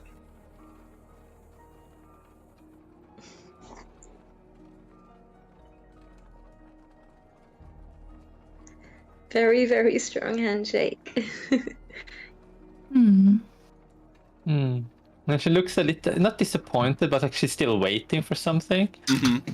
Are you both Nothing is doing happening. as hard as you can right now, or? necessarily, but Maiden will try to. But Okay. So, Isabella, she starts to squeeze your hand back. And at first, everything's okay. But then your hand starts to feel a little weird. And you notice that, like, there's a lot of pressure, and it feels like something shifts slightly. oh, she's gonna like scream out at that then. Well, what do you mean shift? Like a bone shifts, or Yeah, it just feels like, yeah. shit. Yeah, I think she's just basically gonna scream out at that and try to pull her hand back. Uh-huh. No Second panic, is no scream. panic. Sorry. No, so you go ahead. Describe your thing first. Does she like let go or? Yeah. Second that Isabel screams, the maiden will instantly let go and apologize profusely. No, you don't have to panic. Hold up your hand, Isabella. Right. Is there any visual thing There's on her like- hand? Her index finger is much closer to a middle finger than it was when she's holding up her hand. And you notice it's slowly beginning to stretch back out, and there's like an audible pop in the room. Yeah, look at it. Look, hear the pop. And that is her body healing itself. Hand back to normal. Which is the next lesson. You can all heal very quickly from minor things. Oh yeah. Victor holds up the glass with some of his blood in it. I also removed an extra point for that, by the way, Okay. for the healing. Did that.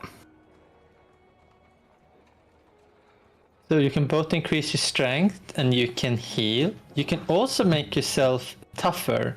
Let's try the same thing again. And Maiden, I want you to squeeze even harder. But this time, I want you, Isabel, to focus on your hand to push blood into it. To make it harder. Sturdier. Harder. Yes, like the blood is keeping it in place. Not making the finger move. That is not a thing. That is actually a thing. Well, it is a bit of a visualization.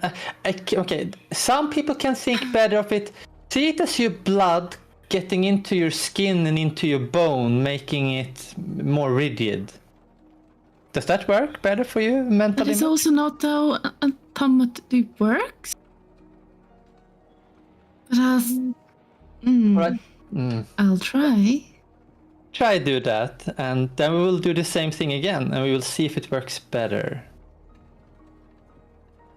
And you can kind of like see that Isabella has like a slight annoyance to her now. Like she didn't enjoy that. All right, let's do it again then. Isabella, go ahead and make me a temporary willpower roll.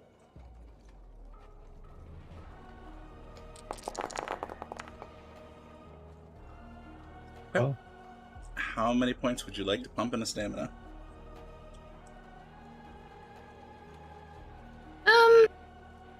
I guess I'll do like 2 as well. Okay. Fantastic. And do you Alright, go in for the Nathan. handshake? Yes. Even though it's clear that she feels very awkward and awful because Isabella clearly doesn't want to do this either, but it's like, okay, let's just get this done. It's like she's half expecting her head to get chopped off because she's doing this to a noble woman, you know? So, yeah. Go ahead and make me a stamina fortitude roll, Isabella. I'm going to make a strength roll for... So straight stamina. Yes, if you do not have any fortitude. Oh, can I not roll a... No, I can't. I'll do a custom. You can choose none, I think, in the list. Not in the list, it seemed. I mean, you can click soak button only. There's a specific button on the sheet called soak in the top right. Oh, Mm. yeah.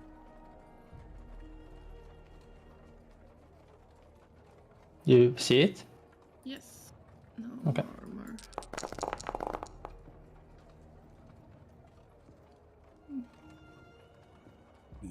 Give me 1 second here.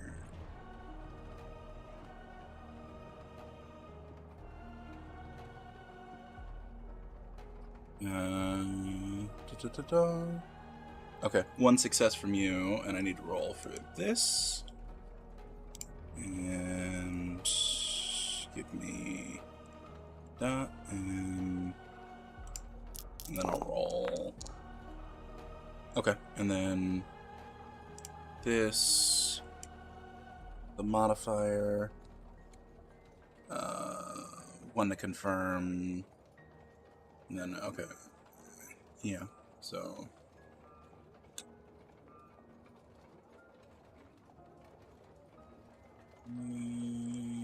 yeah.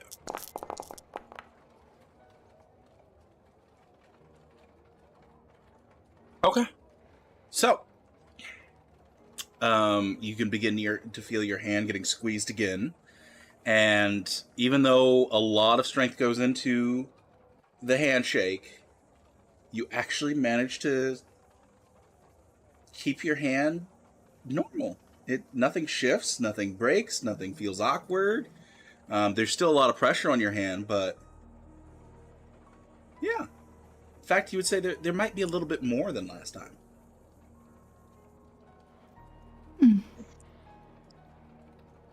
Strange thing. Perfect.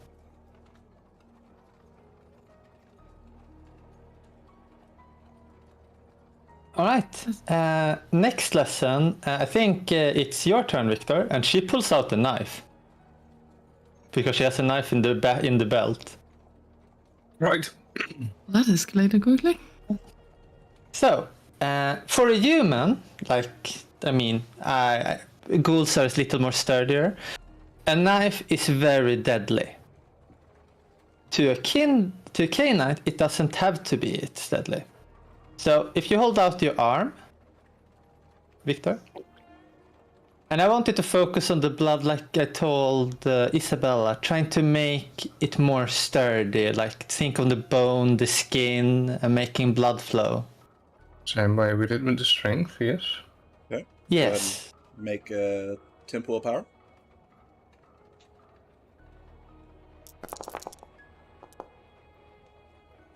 One success. All right, you're able to manage to begin to get the blood flow. I would say you are limited to 1 point, though.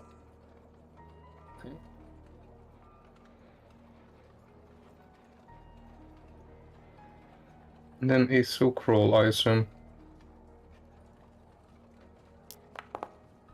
Oh, there should be one more in that. Okay. Because What the exactly bloodbath- is? No, I've not really come to Cecilia. that point directly. I'm not stabbing everything I have right away. Okay, No, fantastic. it would be it would be a botch. We can't botch soak rolls, but yeah. The ones are ignored, but they are counted in there because sometimes you want to. And she like takes the knife and she like pulls it slowly over the skin, not press much pressure. And I say, a normal person, this would also work. It will become red streaks on the skin, but as you can see, nothing has happened to Victor. And then she takes a little more pressure, but just enough that it would pierce a human skin. And then she would try to pull it across. Like, her plan is it to not break his skin, but I don't know if he has to soak or not. But it does break his skin. Yeah. She takes it up with the knife. Yeah, I think you need to focus more on this thing. And she takes like this, like, turn your arm a little. Do this area instead, then. Trying again. Okay. You don't have to make the willpower roll. How many points do you want to push into it? Can I spend another blood in the meanwhile, or That's what I'm asking. How many blood do you want to spend? or we'll spend 2 more for a total of 3? Okay. And then she tries again to pull it and do 1 damage, basically. So give me another soak roll. And there we go. Nothing happens. Yay. She pulls a D. You can feel the pressure. You can see probably the skin get pushed down and she like drags over it. This cannot a human do, but we can. Well, you can. And she like put a little more pressure, but not enough to do 2 points, but just to show. Meaning that even sharp objects can be resisted by your skin. It does make me notice that I do grow hungrier over the course of doing this. Yes, yes. That is expected. That was what I asked before we started if you were hungry. Are you feeling the hunger more creeping on you now? Yes, absolutely. A little bit. Which is not too surprising, bad. like we've just eaten. So a Khainite can eat how much it wants if it keeps spending the blood like this. And I don't think you will do any more exercises, but I think you can try for yourself. And she turns the knife and gives you with the handle first. The pressure on your skin to feel it. And I'll start experimenting with that. Okay. there also one more area you can use your blood to become more flexible and break your angles on things that maybe the fingers and legs can't normally do. Like becoming like a very flexible dancer, even when you weren't a dancer, by focusing the blood in the joints and so on. Right. As But we can- I'm playing with the knife. But we can do that another time when you're not hungry. Because there is a very important thing. If you become too hungry, you might eat out of instinct. Like, think of it as you've just been starving for a week and someone places food in front of you. It's really hard to resist. It's like that, but times 3 if you are hungry for blood. Right. So don't get too hungry. For example, and she will like, can I borrow the knife again? Oh, yes. I'll And- give it back. She casually just pierces her finger with a knife and she doesn't give any emotion that it hurt. And then she just holds up the finger towards Victor's mouth, expecting fangs. She's trying to trigger it basically on the smell. I'm trying to control them. Okay. In that case, give me. Ooh.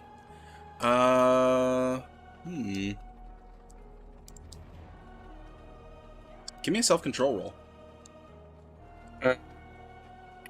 Purely self-control, the 2 dice? Yeah, purely self-control. Alright. Yay! There you go, bud. No fangs.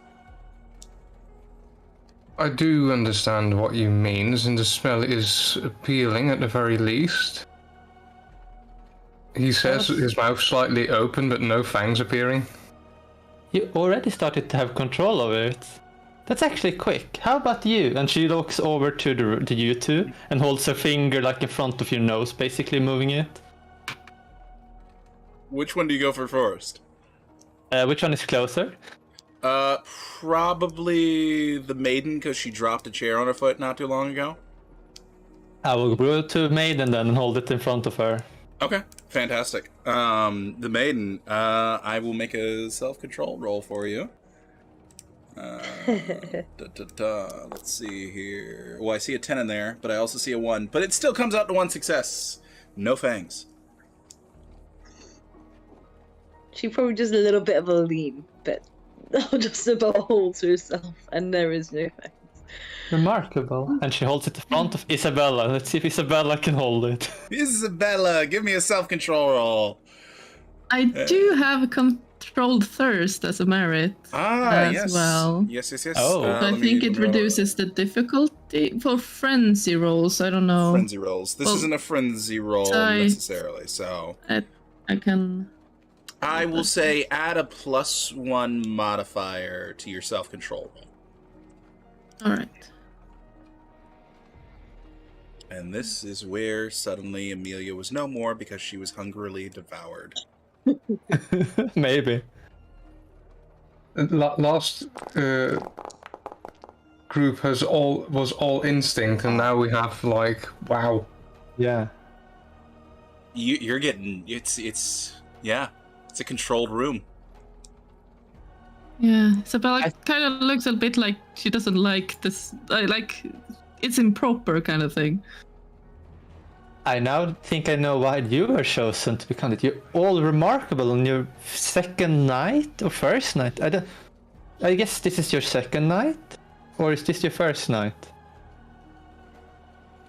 And she like starts licking her finger a little, but it doesn't heal, so she just holds it. Victor just looks down at his clothing that is still probably quite not great due to being brought up from the water in that today. Oh, Unless we changed, did we I change? think don't you changed. I think you got to change of clothes. You Okay. and Isabella definitely, and I think also the maiden got to change clothes. Okay. Mm. but was it this day or was it the day? it's the same well, night. the night before. Same day. Well, this night. I was really expecting to see, well, all of you show fangs when I did this. It's actually remarkable that you all control it so well. Yeah. Of course And- we could, and I sort of try to extend them again, like I did earlier. Sure.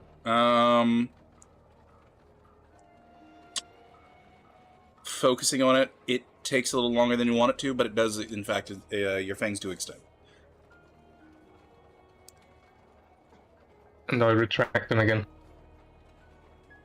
Already getting a hang on it. So good. And she like places her hand on it and on her wound and think a little. I don't think ghouls... Yeah, you can heal, but it's gonna take a blood point, so she won't do it. She's like considering it, and then she's like taking out some straps and like just put something around it. All right, I think that is probably enough lessons, practical lessons at least. Should I teach you something? I can teach you about the age thing. You all know that you will not actually age from this point. You will always look like this. I think you said yes. But it will be visible in your eyes. Like, not really physically, but you can somehow tell when someone has been around for a long, long time by just looking deep in their eyes. And talking about a long time, let's talk about what titles you might get for just living for a long time. So the longest person that is level Cainite is of course Cain, which is it's very few that disputes that he is the first, but there are some exceptions. The next after that is a more disputable if they exist, if they ever really existed in that form, but they're called the Antediluvians. And these are basically children, not directly of him, but his children, that has been around for thousands of years. But no one has seen them for 1,000 years, that's why it's kind of disputed. But when you reach, Cainite reached about 1,000 years old, or more than that, they're normally referred to as Methuselah, which is basically the ancient ones. Those have normally stepped so far away from humanity that they can't really live in normal societies anymore. They don't really want to. And you should, if you ever meet one, you should be very careful. As they definitely have, for them, turning to mist is the easy thing. Right. But if you meet someone that has lived for maybe 200 and more, they're normally considered elders. They're the normal people you meet in the leaders in cities. Like if you meet a prince, it's most likely an elder. There are exceptions, but that's normally how it is. And if you live above 50, and also if you have to be prominent to get this title. It's both age and how much you do. So some might go 500 years before they become the elder. But when around 50 to 100, you start to enter the Ancilla, or Ancilia, depending on how you pronounce it. Which are basically vampires that have lived long enough for at least one lifetime. And then, if you have been around for a year, or sometimes two, you're called Neonate, which is basically the normal Cainite. The normal Cainites you meet around, they are Neonate. Because not so many make it 50 years. It's a very dangerous world. And you are, in your training phase now, you are fledglings, which are basically Cainites without the right of self-autonomy. Oh. Is indeed least pretty word of theirs. It's a short time you are it, you will get past it. And then, of course, under you, we have the ghouls. People that have been fed Cainite blood. And there are a variant of ghouls that are bred and not actually being fed blood, and they're called revenants. And they are almost exclusively coming from Tsimish families, which is a clan. But there are exceptions. And then... other than that, there are...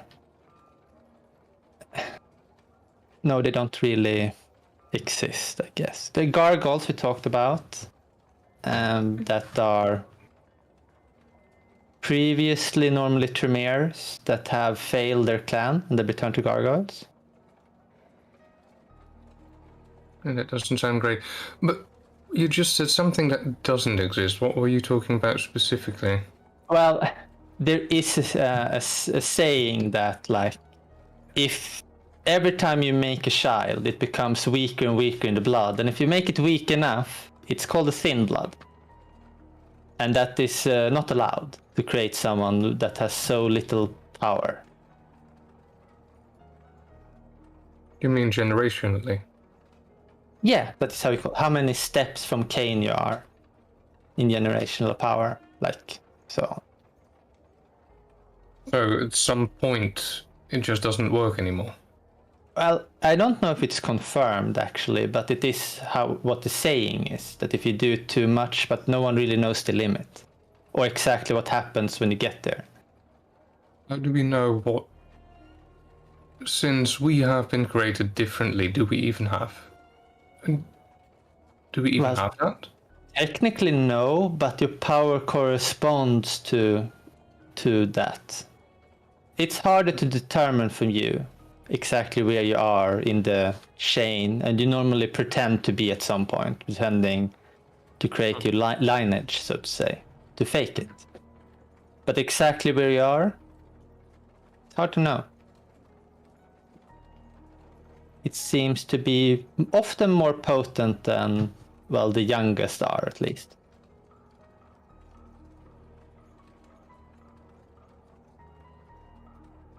But unfortunately, you can't make Cainites, so you won't have to think about creating Thin Bloods. How are normal Cainites created? Normally, they are drained of all their blood until the moment before death, and as they die, well, just before they die, they are fed vampiric blood, and then they die, and then they raise up again, if everything goes as it should. If you are not strong enough, or you don't do it properly, or you're just unlucky, you might sit there cradling a corpse that never wakes up. But we can't do that anyway.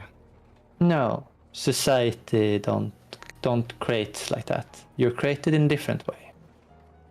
Could we potentially do that if we had an actual vampire's blood?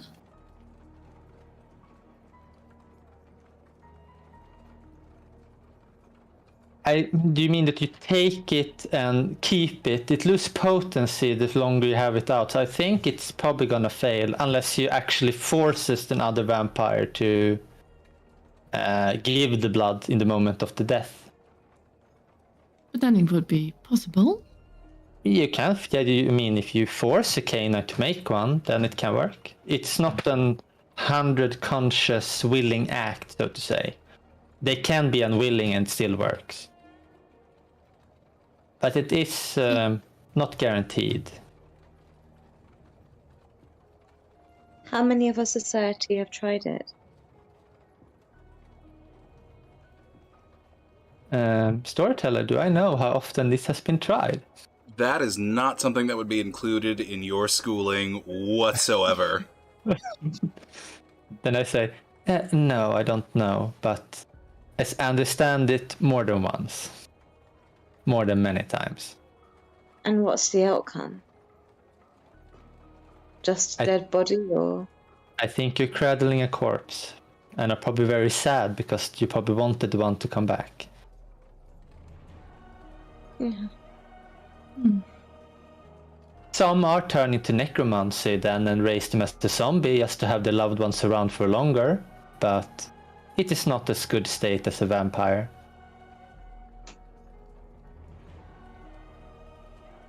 There's different types of undead besides Cainites and ghosts. There's also just walking corpses with... Yeah. I don't think the word is really known at this moment for zombie, but that are basically mindless. Yeah, they are more or less mindless, yes, but some can find sentimentality in just having their loved one around for, well, as something, even if it's rotting. It sounds kind of sad, actually. Yes. It is fairly sad.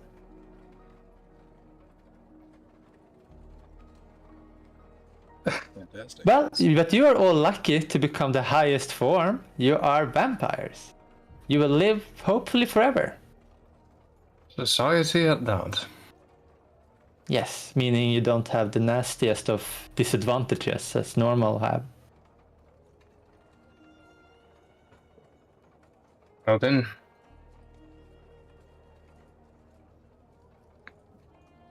There's a slight knock on the door of the study.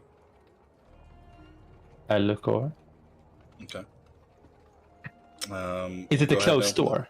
Yeah, it's closed. Okay, yeah. At least I'm assuming I you were will- having this conversation behind a closed Yeah. door. I will walk over and open the door. Okay, you would be met with Maria, who hands you a cup of tea and says, "We're going to begin the shifts for, sun will be up in 5-ish minutes." Yeah, that's good. We are finished here anyway. Okay.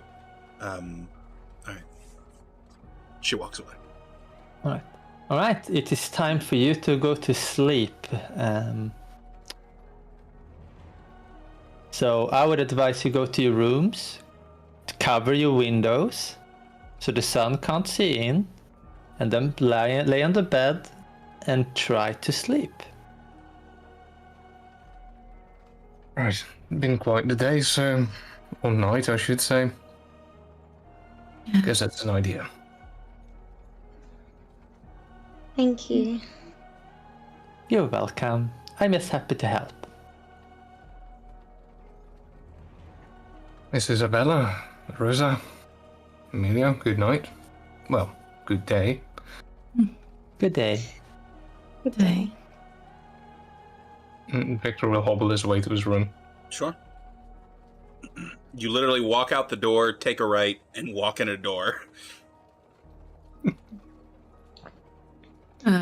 Isabella would kind of stand up and brush off her dress and... Alright then.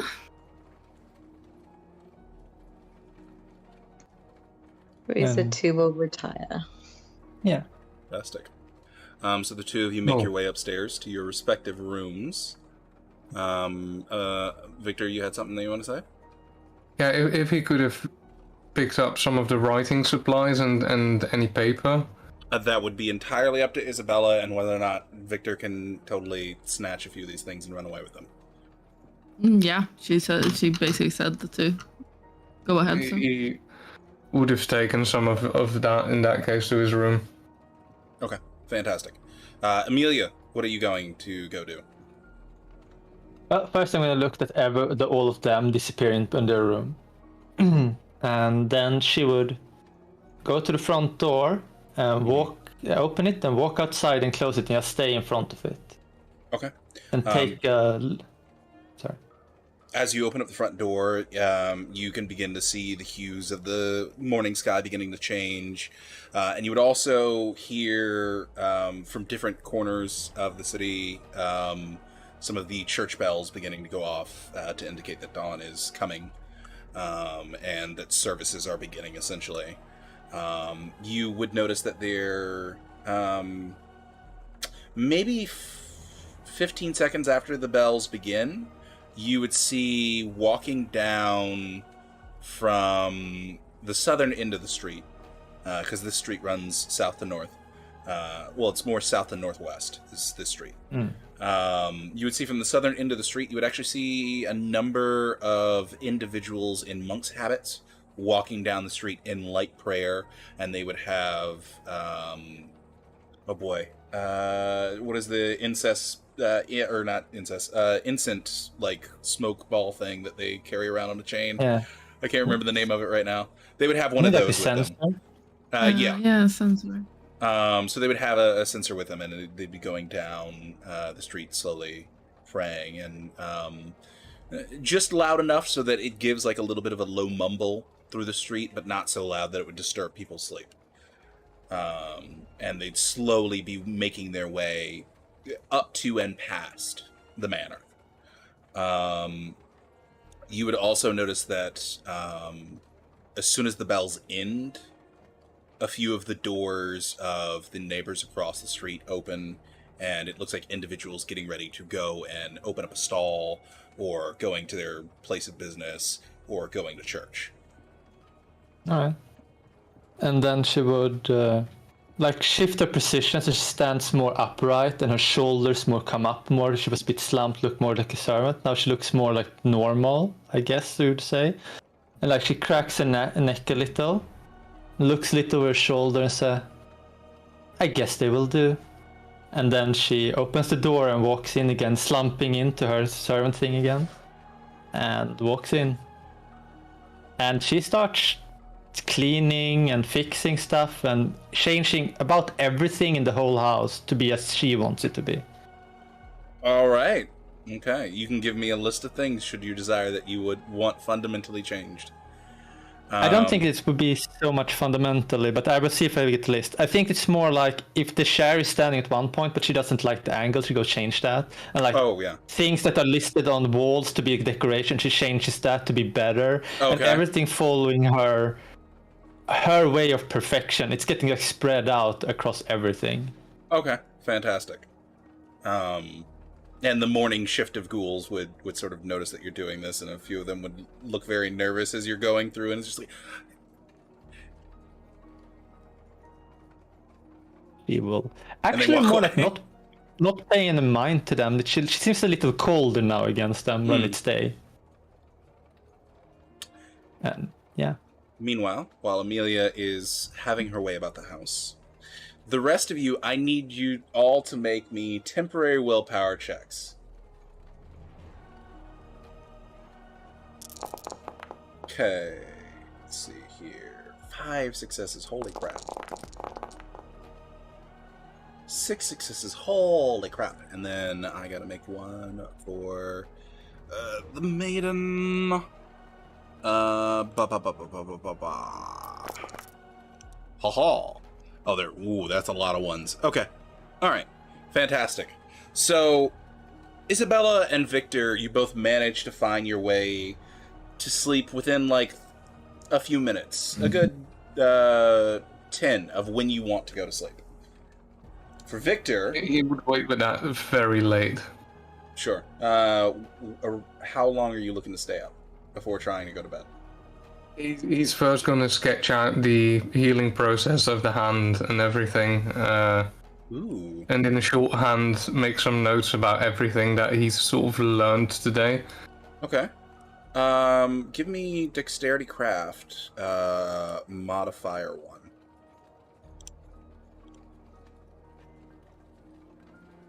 Modifier 1, okay.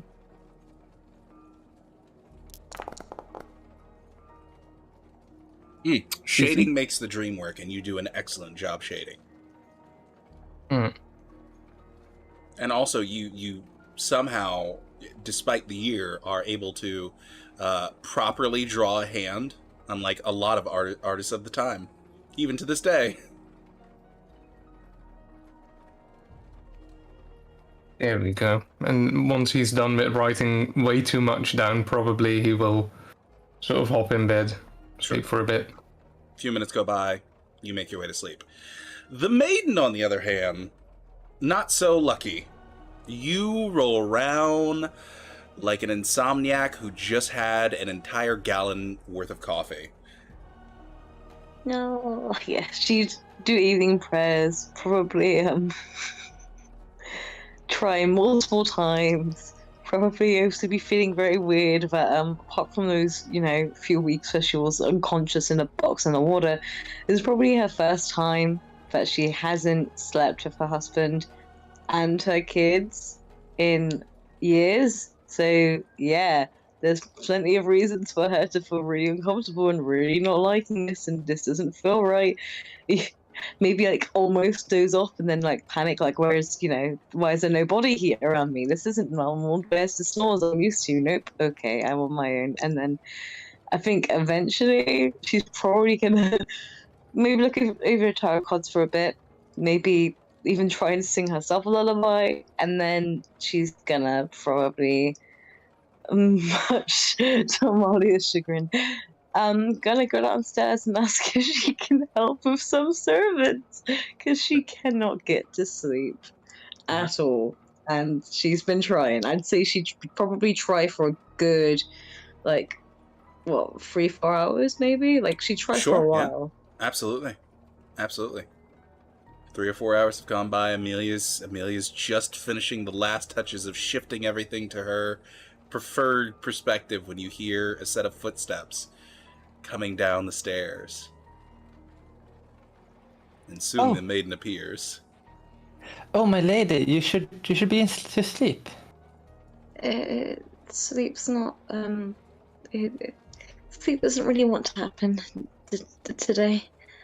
I see, but you should not be moving about. Think of it if some Canaan was here, and they would they would also be sleepy, but they might have rituals that keeps them awake.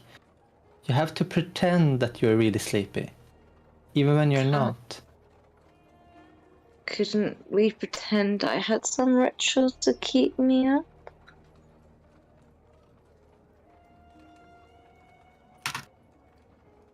You see, and she does such a pointing to windows, and like, you can't be seen through these, and like, if you're moving about, you have to keep away from all windows. Okay. Is there anything I can take to ensure slumber? Laudanum. And she like thinks and like, but no, not like that. The maiden, while Amelia is thinking, you're beginning to realize during your unrestfulness, you're sweating. And Yep. your heart's beating, and you can feel it beating. More so than normally.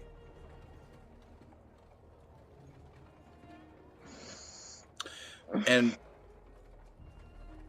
there's like the hunger of your current state still exists, but it's like there's actually an audible, like, slight grumble.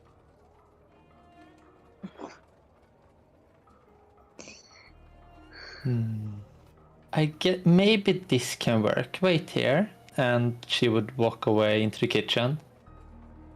And I don't know, do you always have some form of heat going on so you can like warm things, or like it's soon lunch, right?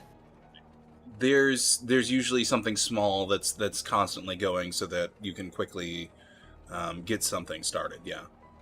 I want to heat some milk and put in a cup or something. Okay. All right. You go ahead and do so. That'll take a little bit of time. Yeah. And as I do that, I just take like some form of vegetable, just something like I don't know, carrot or whatever. And I will walk back to her while it is increasing in heat. And then I just wonder, can you try take a bite of this and see if it tastes as it did during the night? I don't want to make another mess. Just take a bite and spit it out if it tastes like foul. Okay. And she'll do so. Okay. You bite into it. There is like this extreme hesitation subconsciously running through you because you know what happened last time.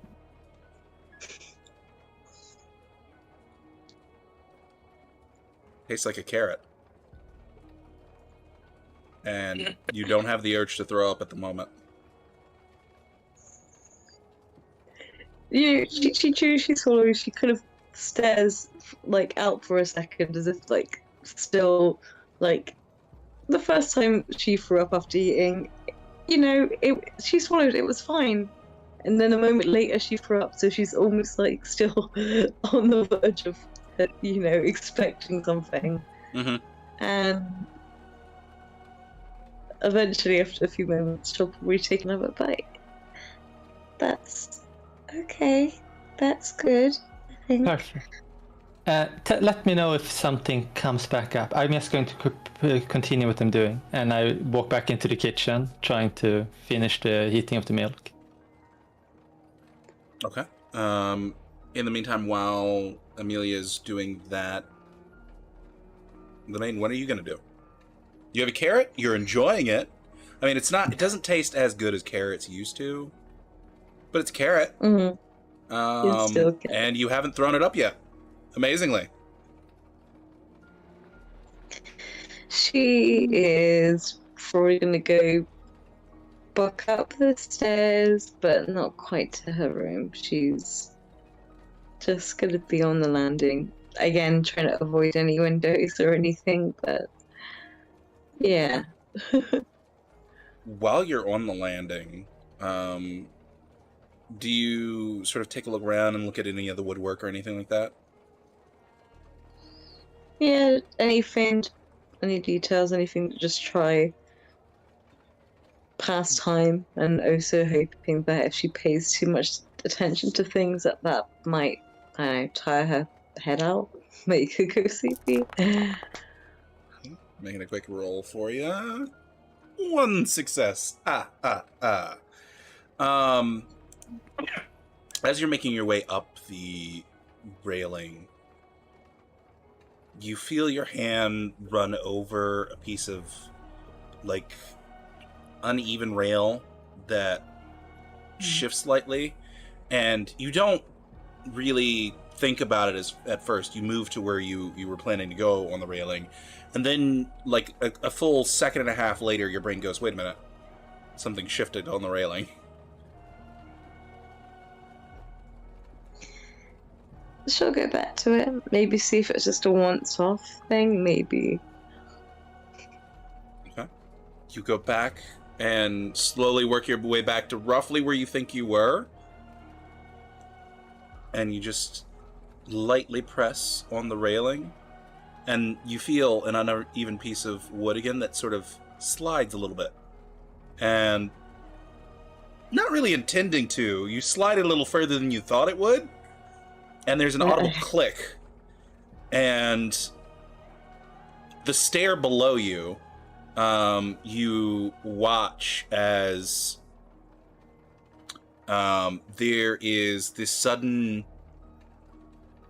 tear in the wallpaper of the wall to the right as a dagger comes shooting out and goes into the rail.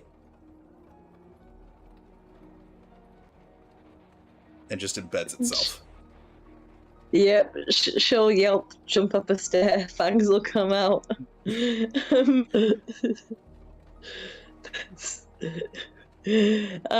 Kind of hand almost wanting to touch the railing again, but also immediately shoots up. Like she's not moving from this awkward position.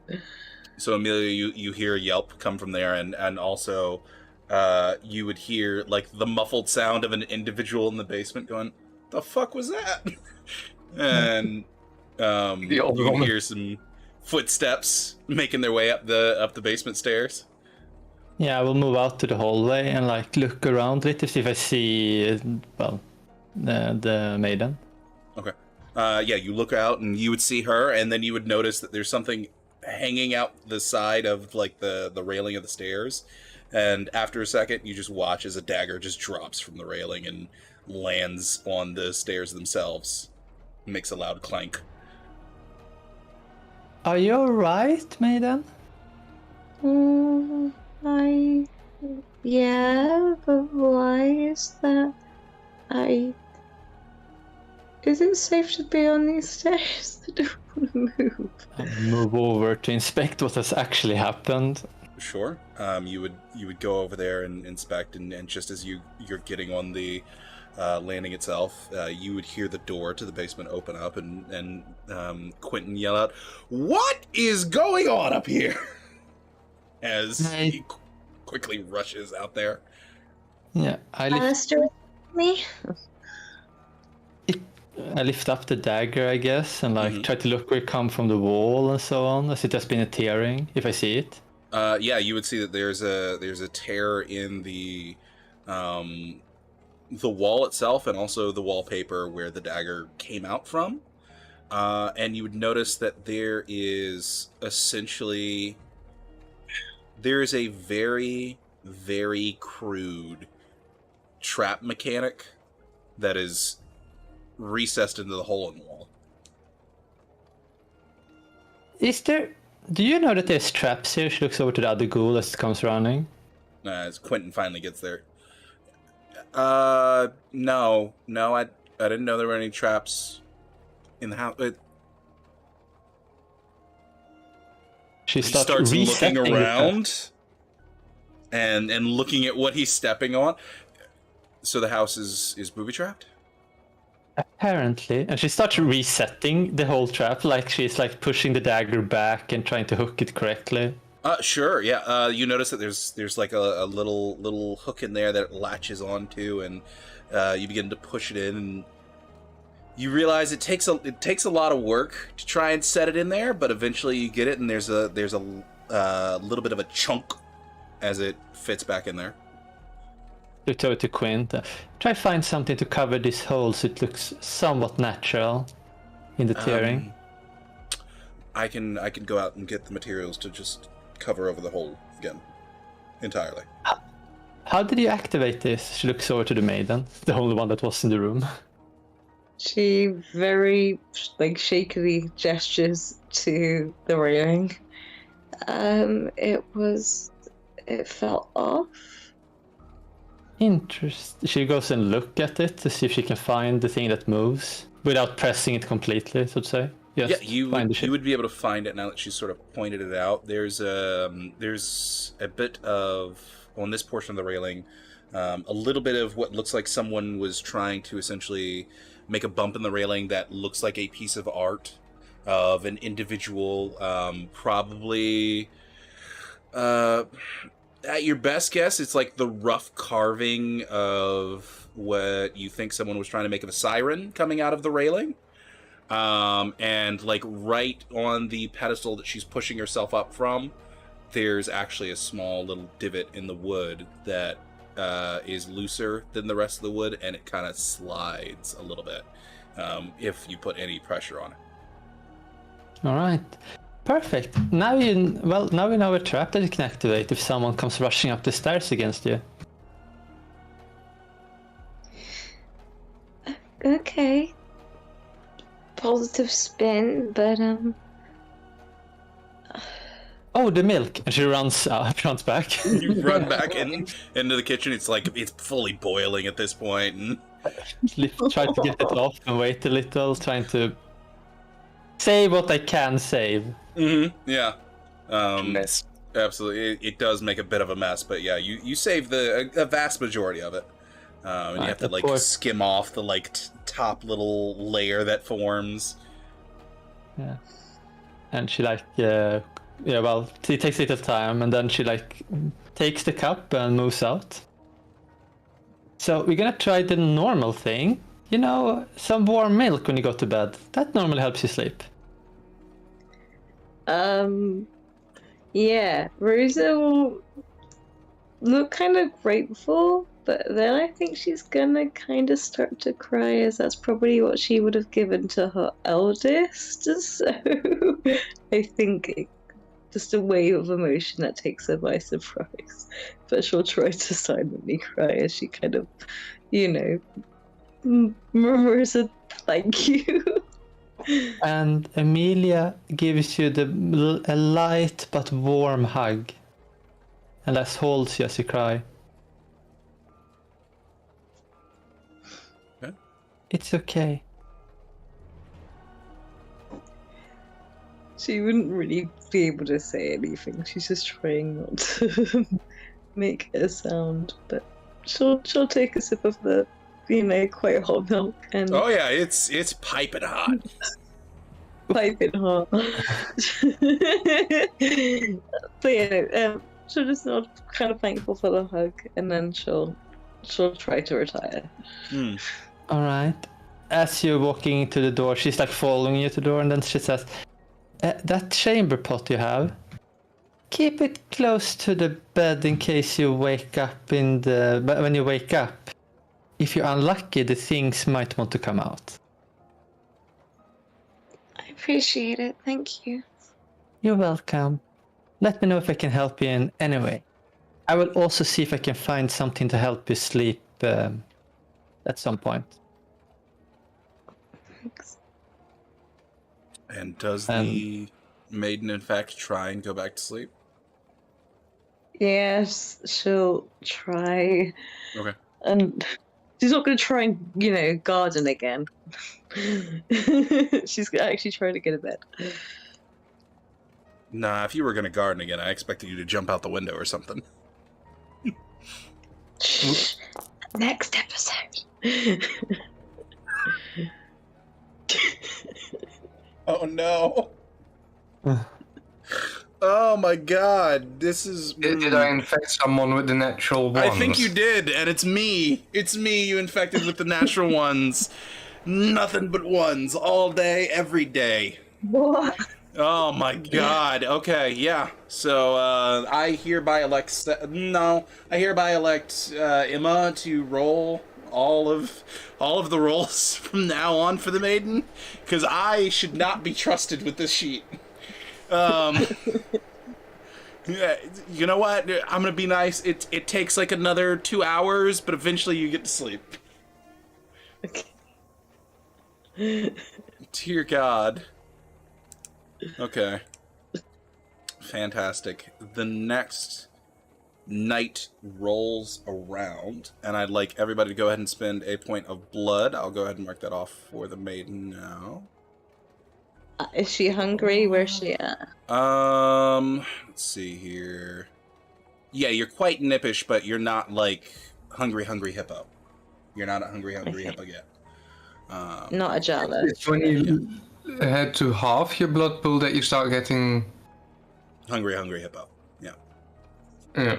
Then Victor does awaken like a hungry hippo. Oh boy. You're Already. always hungry, no matter what campaign you're in. Doesn't matter where we go. All right. Najala Yeah, he follows you spent a forever. lot of blood the night before. Okay, fantastic. So the three of you go ahead and awake. I need Amelia to make me stamina. What do I want from you? Okay. Let's For go Oh, for sleeping? stamina athletic, because you said you wanted to stay up for. Oh, not whole night. I'm staying Not up the the whole day. first 2 shifts, and then I Okay. sleep the later part. So I will probably get in 6-7 hours. Fantastic. Okay, got you. Good. Then Otherwise, yeah, then I you'll be would fine. understand why. Well, in that case, what I will have you do is I will have you make for me a self-control roll. All right.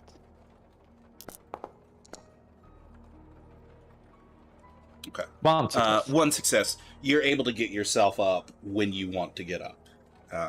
You don't accidentally oversleep. Yeah, and then I would get up just before the sun goes. Well, a little before the sun goes down, so I can get dressed, get ready, and then stand in the hallway waiting for my lovely guests. Fantastic.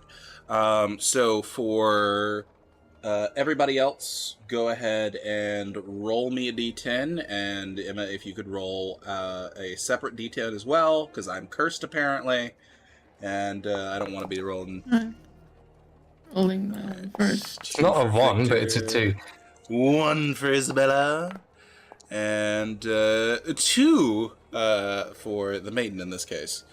Okay, so. Okay, gotcha. Actually, no, 3 for Isabella. Alright, I thought that was a 1. Oops. Alright. Okay, Isabella, you managed to awaken 5 minutes before sunset. All right. She would kind of. I think she would get up directly, and I'm kind of assuming she had to manage dressing and undressing on her own, right? Or would some of her? Because I mean, these are big fucking dresses that she's I wearing. mean, if you require assistance, I'm certain that Isabella would have no fret in asking for help. No, she wouldn't. As long as someone was around. I guess she would Yeah, I'm gonna- maybe ask. I don't remember her name. Vera? Was it Vera? That was yeah. Okay. Yeah, you can ask Vera, and we'll say Vera is, upstairs doing the dusting. Not expecting you to be awake just yet, but a little surprised that you peek your head out of your room. Oh, wonderful! You are here. Will you assist me? Sure.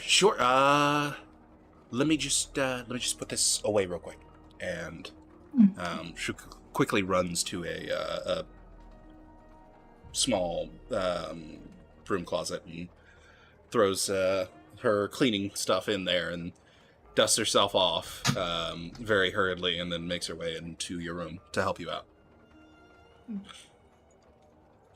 Would you like to describe the immaculately huge dress that you're about to wear? Ooh. Well, I suppose it would be a new dress, obviously. And this day, I think she would have gone with the silver base with like a golden pattern. And it's not French lilies, but it's still these kind of like what's it called, like emblem? No. Embroidery? Not embroidery, but No. kind of like I don't remember the term of it, but basically like a pattern that is very like flowery and delicate in like a gold shimmery, and it's also like very huge and probably sort of difficult to move in, but well, Okay. that will be a future problem, I guess. And I think she would wear the cross that she was gifted along with the matching pair of earrings. Okay, fantastic. All right. The real question, though, is how many ghouls does it take to hold up the back end of the dress so you don't drag it on the ground? I mean, 2 at all depends on time. how many are there. Well, right now Vera is definitely there, so she can certainly assist for the time being. No. All right, fantastic. So meanwhile, you go ahead and you get everything ready. By the time you're done with that, it'll probably be sunset. So Victor and the maiden, when the two of you get up, I will let Victor go first because the maiden's not on camera this very second. What are you going to do immediately after getting up?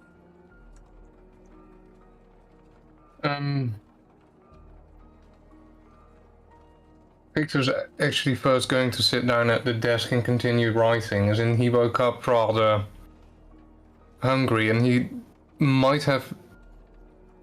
is just documenting how he feels this night so that he has reference to look back on. Okay. And after that, he might actually make another cut in his hand and perhaps get a drop of blood on the desk and just observe it Okay. out of curiosity. Okay. What is your method of cutting? Probably just a Okay. little, in the All palm right. of So his you hand. go ahead and you drop a drop of blood onto the table and observe it.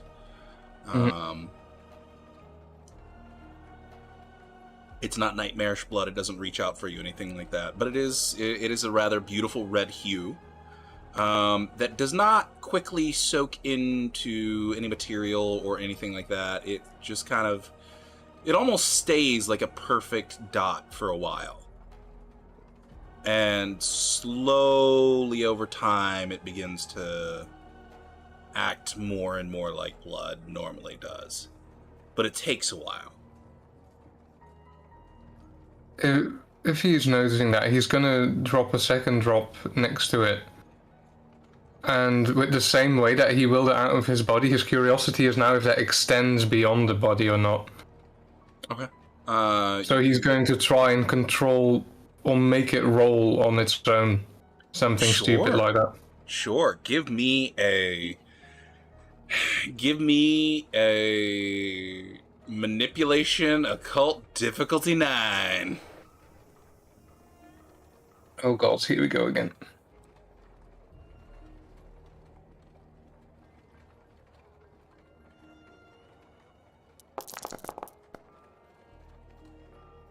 Two successes. Of course. So, I do have a speciality in occult. okay. That would be sorcery. Fantastic. All right. So, you watch as the second drop hits the table. And you begin concentrating on it and beginning to try and impart your will upon it. For a little bit, there's nothing going on, but then suddenly you notice that there's a bit of a tremor that begins to happen in it. And sort of like a student driver driving a car for the first time, you watch as your blood begins to trickle like normal and then stops. And then starts trickling like normal and stops. And it does that very gently for a few seconds before it stops. Trying to drive for the first time, yeah. Yeah. It gets like a solid 1.5 inches away from its original starting position before you lose control of it. I start writing again. Okay. Basically, he's stuck in his room doing this at the moment. Sure. Okay, so Victor is writing away. Very good, very big question for Victor.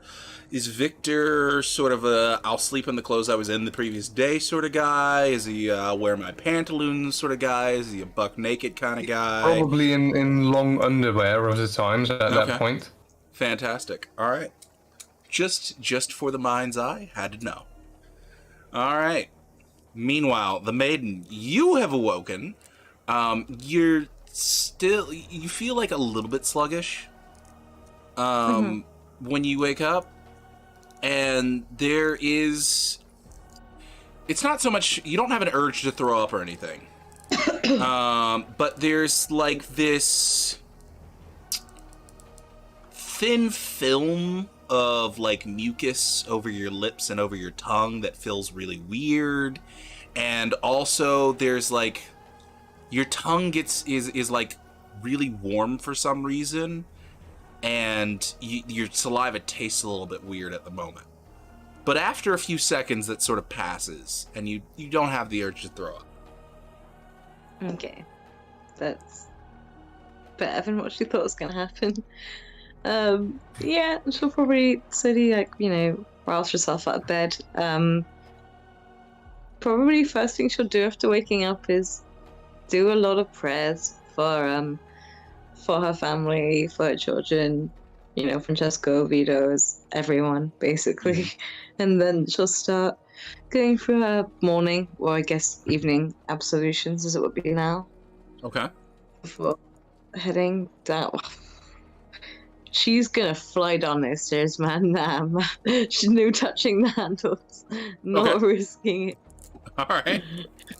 Very quickly making your way down the stairs. As you come out of your room and you're about to make your way down the stairs, you would actually see Isabella coming out of her room as well, with Vera holding the back end of the dress very, very lightly so that it doesn't scrape against the floor. And the both of you would hear like furious scribbling coming from Victor's room. Actually, no, you wouldn't. No, you wouldn't, because he's on the first floor. My bad. Oh, good morning. And Isabella would kind of move up and take her arm kind of thing. Did you sleep well? Not particularly. Yourself? Oh, I can't remember much of it, so I think so. Glad to hear it. You are definitely dressed wonderfully. Is there, she kind of almost looks worried, like, is there an important person that we're supposed to meet that I somehow missed out on, kind of a look on her face? Oh, thank you. Well, did she ask if there was an important It's just that look on her face. It's just like, Oh, okay. Then she will say, well, thank you. And she will kind of start moving down the stairs with her if she follows. Okay. don't touch the banister. Don't touch the railing. Vera goes, oh, Okay. yeah, there's a booby trap in the railing, so we're going to not touch it anymore until that has been properly investigated. Is it what? And no one knew of it? I knew of it once the dagger shot out of it. Well, I'd say that was a little bit too late, but... Well, okay. Well, I suppose there are a lot of surprises in this house. Mhm. I think I prefer. I hope you were all right. Shaken, but it didn't scratch me, so good, I guess. Hmm. That is good. Should we get the two of you downstairs and perhaps get you both something to eat? Yes, please. Fantastic. And Vera kind of waits because she sort of like a part of her like moves to go take the lead and lead you both downstairs, but then realizes she's still holding the dress, so she stays where she is and waits. You don't have to hold the dress all the time. Okay, thank you. She gently puts it down. All right, if you'll just follow me, and she takes the two of you downstairs. Meanwhile, Amelia, what are you doing? I'm standing downstairs, basically in the room, so they can see me as they come. Well, as they come down, at least. Okay. And then I would just say, "Good evening," and she does a curtsy, my ladies. Good evening. Good evening. And the maiden will curtsy back just out of habit.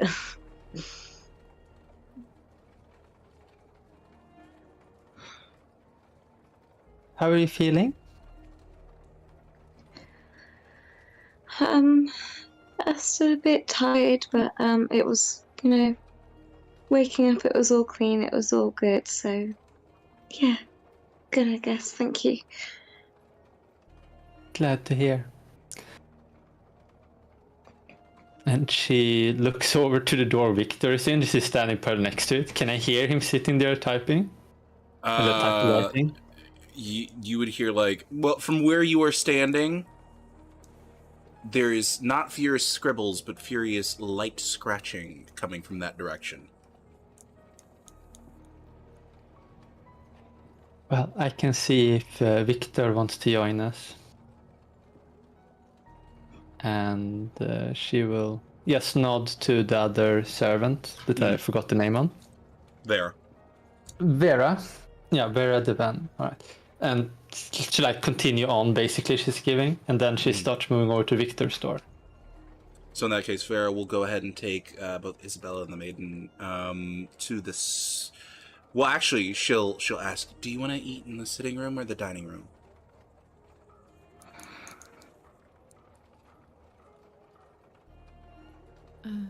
I suppose the sitting room would be fine.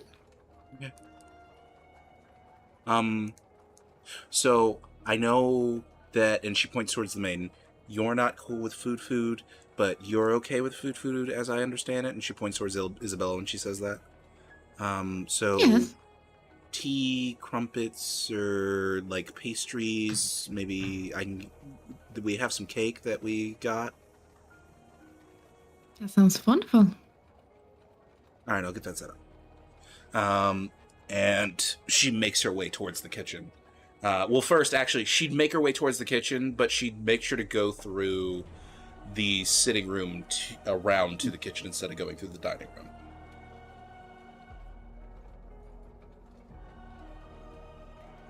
Well, shall we move to the sitting room? Mm-hmm. Amelia? The lightest of knocks on Victor's door. Mm-hmm. Now that you're actually standing outside his door, that light scratching sound has increased to, oh, he's definitely writing, and writing very quickly. Very light tap on the door. Yes. I'm sorry to disturb you, sir, but do you want to have something to eat this evening? Oh, right. Good evening. Yeah. I'll be out in a minute. Right. I'll be out in a minute. Yeah, I could actually use something to eat / drink. Yeah, I'll be right out. Of course. And then she would tap her way to the kitchen and tell Vera, Victor's also coming, prepare for him. I can't remember if he can eat food or not. Is he one of the ones that can, yeah? He can eat food. Okay, He great. was eating at the table yesterday. Yeah. And she taps her way back and stays on the exact point she was standing when she was talking, like she hasn't moved when he comes out. Hmm. I would dare say that he might have spent another full point of blood Okay. just Doing experimenting Quite the away lengthy with experiment. All right.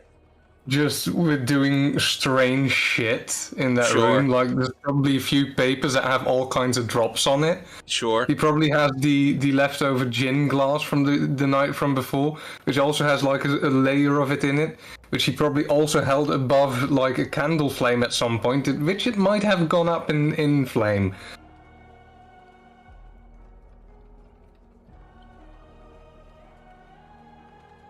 I don't know. But he's been experimenting No, in it that does room. not go up in flame. It would probably do weird boily stuff. It does do weird boily stuff. Like way too quickly. Mm. Mm-hmm. Yeah, he will put everything down after Emilia knocking on the door, and he will then dress up and come out of the room. And there's a Yeah. possibility, of course, when that room opens, that the waft of the Oh, smell yeah. of Vitae sort of. There's like this wave of, you know that wave when you walk into like a locker room at a gym? It's like that, but it's like Vitae, gin, and like, yeah, Vitae, gin, and like something slightly burned. He does a curtsy and says good evening, and she looks into the room a little. Good evening. Yeah, all the paperwork is splayed on the table, and the different drops of blood on the different papers are like splayed open. Remember, if there's something you want us to burn at some point, put them in a pile, and we will just make sure that no blood can be found by anyone. Right, well, I'm still sort of looking at those. We will keep the door closed then. She says to smile. Perhaps the best idea. Also, I didn't know that we could control the blood after it's left the body already. That is an interesting one, he says as he sort of walks his way to the sitting room. Yes, that is very interesting. She closes the door. Amelia, there is no way he should be able to do that, but Yeah. Like, night 2? What the fuck? Okay. Right. But you go ahead and you close the door, and you join everyone in the sitting room. What is Yeah. Victor wearing, and is he still in his undergarments? By now he would have put something on that is more just plain black. Sure. He might have skipped out on the white collar because he's like, not today. We've got plenty of other stuff going on. It's just going to be in the way. Okay. Very, very, very modest appearance. All right. Question: in his excitement, is Victor more so just walking with a hobble, or has he purposefully gone and got his crutch? He's probably just walking in a hobble. Okay. So all of you would notice, no crutch, just a bit of a wobble, a bit of an odd gait. He's not going particularly fast or anything, but Yeah. He's doing his thing. without even noticing it himself, he just sits down. So a little bit of very plain. There's not like a fancy cake. It's like a very, very, very plain cake is brought out and put down. If anything, it's just sweet bread. It's not even, and also a little bit of hot tea kettle is brought out as well, and some mugs for the two of you. A larger bowl would be handed to the maiden, and it is very warm, but not as warm as the milk was last night. And two bowls of a relatively similar size are placed on the table next to the teacups for the two of you. When the smell of that enters the room, you'll see him sort of perk up. Good morning. Good evening. Well, Oh, good and evening, I suppose. could I'm almost forgotten how hungry I was. As you will giddily accept the bowl. And you down it, and roll me a d4. D4. Oh, that's two of them. Oops. I only need one. The first one was a 2. The second one First was a one was 1. 2? So you can. We'll take the first one. Sanguine.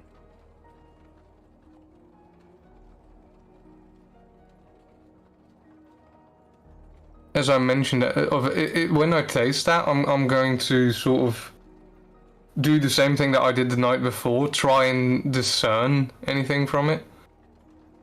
Okay. Go ahead and make for me a.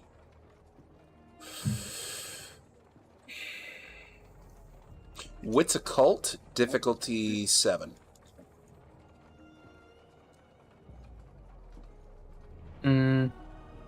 Cult.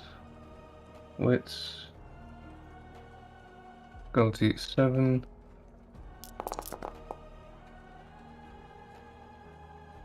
Two successes. Speciality and sorcery, if that is good for anything. That is not going to come into play on this one.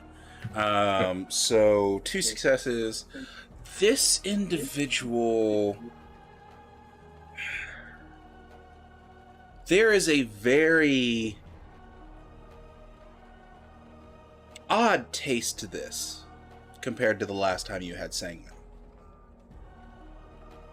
This tastes less like what you had before, and more like someone who's has an addiction of some kind, like a heavy addiction.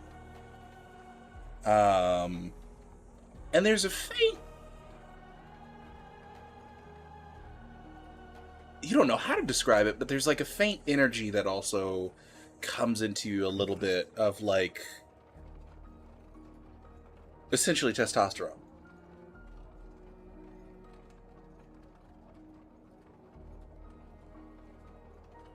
I sort of sit up, and was it Vera who gave these bowls to us? Yes. Vera, is this coming from one of you? One of the ghouls here in the house? No, not yet. That is for when we get later in the night. When we start off the nights, we have certain supplies that we have already procured with local society members for your feeding. This particular batch was courtesy of the Prince's Keeper.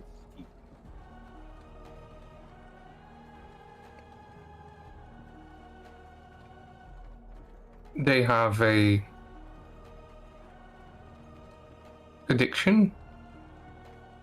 Some sort? Yes. I believe laudanum. The laudanum, however, is not present in the blood. I would know. And no, for you, it does not seem to be. It's more like the feeling of the need for it.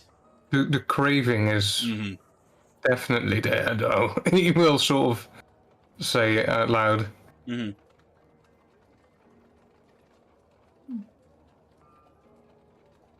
I do find it interesting to learn about people this way. It's very different. Sure, it will be extremely useful. How is it exactly that you do that?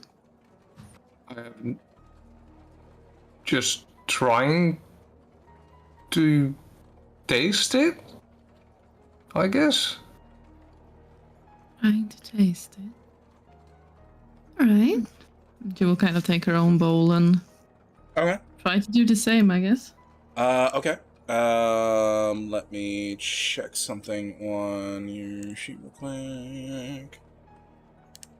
Will the maiden also do the same when she consumes hers?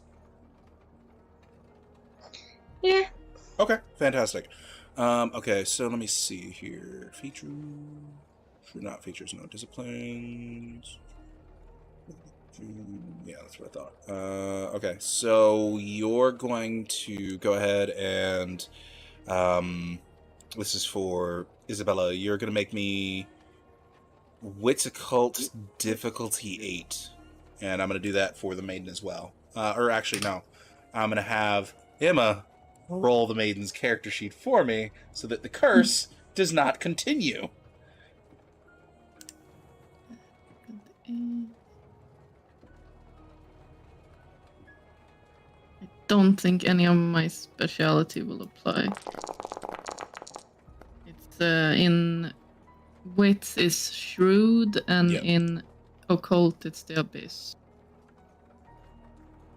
No, that's not going to apply. Well, I unfortunately. don't. probably But don't know. with 4 successes, yeah, no, you do get a hint of that. Absolutely, it's more so for you. You get a hint of that, like, addiction, like that need, that want, that craving. Oh, that's a very uncomfortable sensation. I do understand what you mean.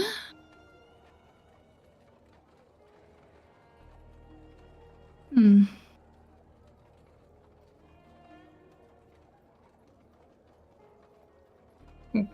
Despite it not being the greatest feeling, well, probably especially not for the person in question, I do think it's kind of thrilling that it transfers like this. And then Yes. Emma, if you could roll for the maiden for me, so I don't curse her dice. You're right. How many dice? Just go down to her. I think you can have access to her sheet like normal. I can't see it. Ah, you can't see it. Okay, in that case, give me. Cult wits 4. Let me check the specialities. No, we're good there. And then same difficulty. I just rolled it now, so. Ooh. Okay. A lot fainter for the maiden, but there is a hint of it in there now that you're concentrating on it. Very light. It's sort of like so for Victor, it'd be like a full like sangria experience. For Isabella, it's probably more akin to, oh, well, you had 4. For Isabella, it would have been like almost as if you really had the addiction. But for the maiden, it's more like having a box of wine and knowing that it has hints of strawberry in there.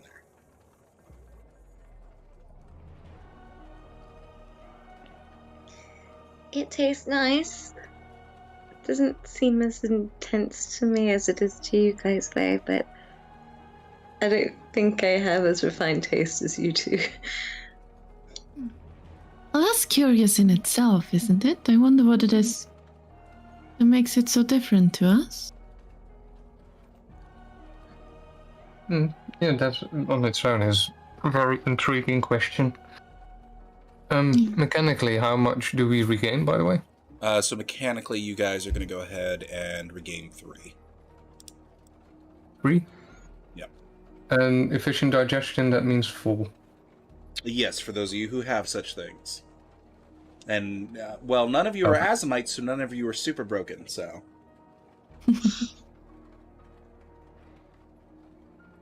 Meanwhile, while this has been going on, what has Amelia been doing?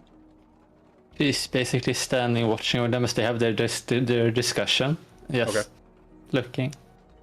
Okay. But I guess it will be a little lull, and then she will say, Unfortunately, it seems like Mistress Kuaya did not join us in the beginning of the dawn, so hopefully she will come now after dusk. Sorry, Miss who? Mr. Kuaya, she was supposed to come at the new dawn. One of the caretakers. Vera actually pipes up. The progenitor, actually. Yes, I'd actually forgotten a little bit about that, because I was so focused on other things. I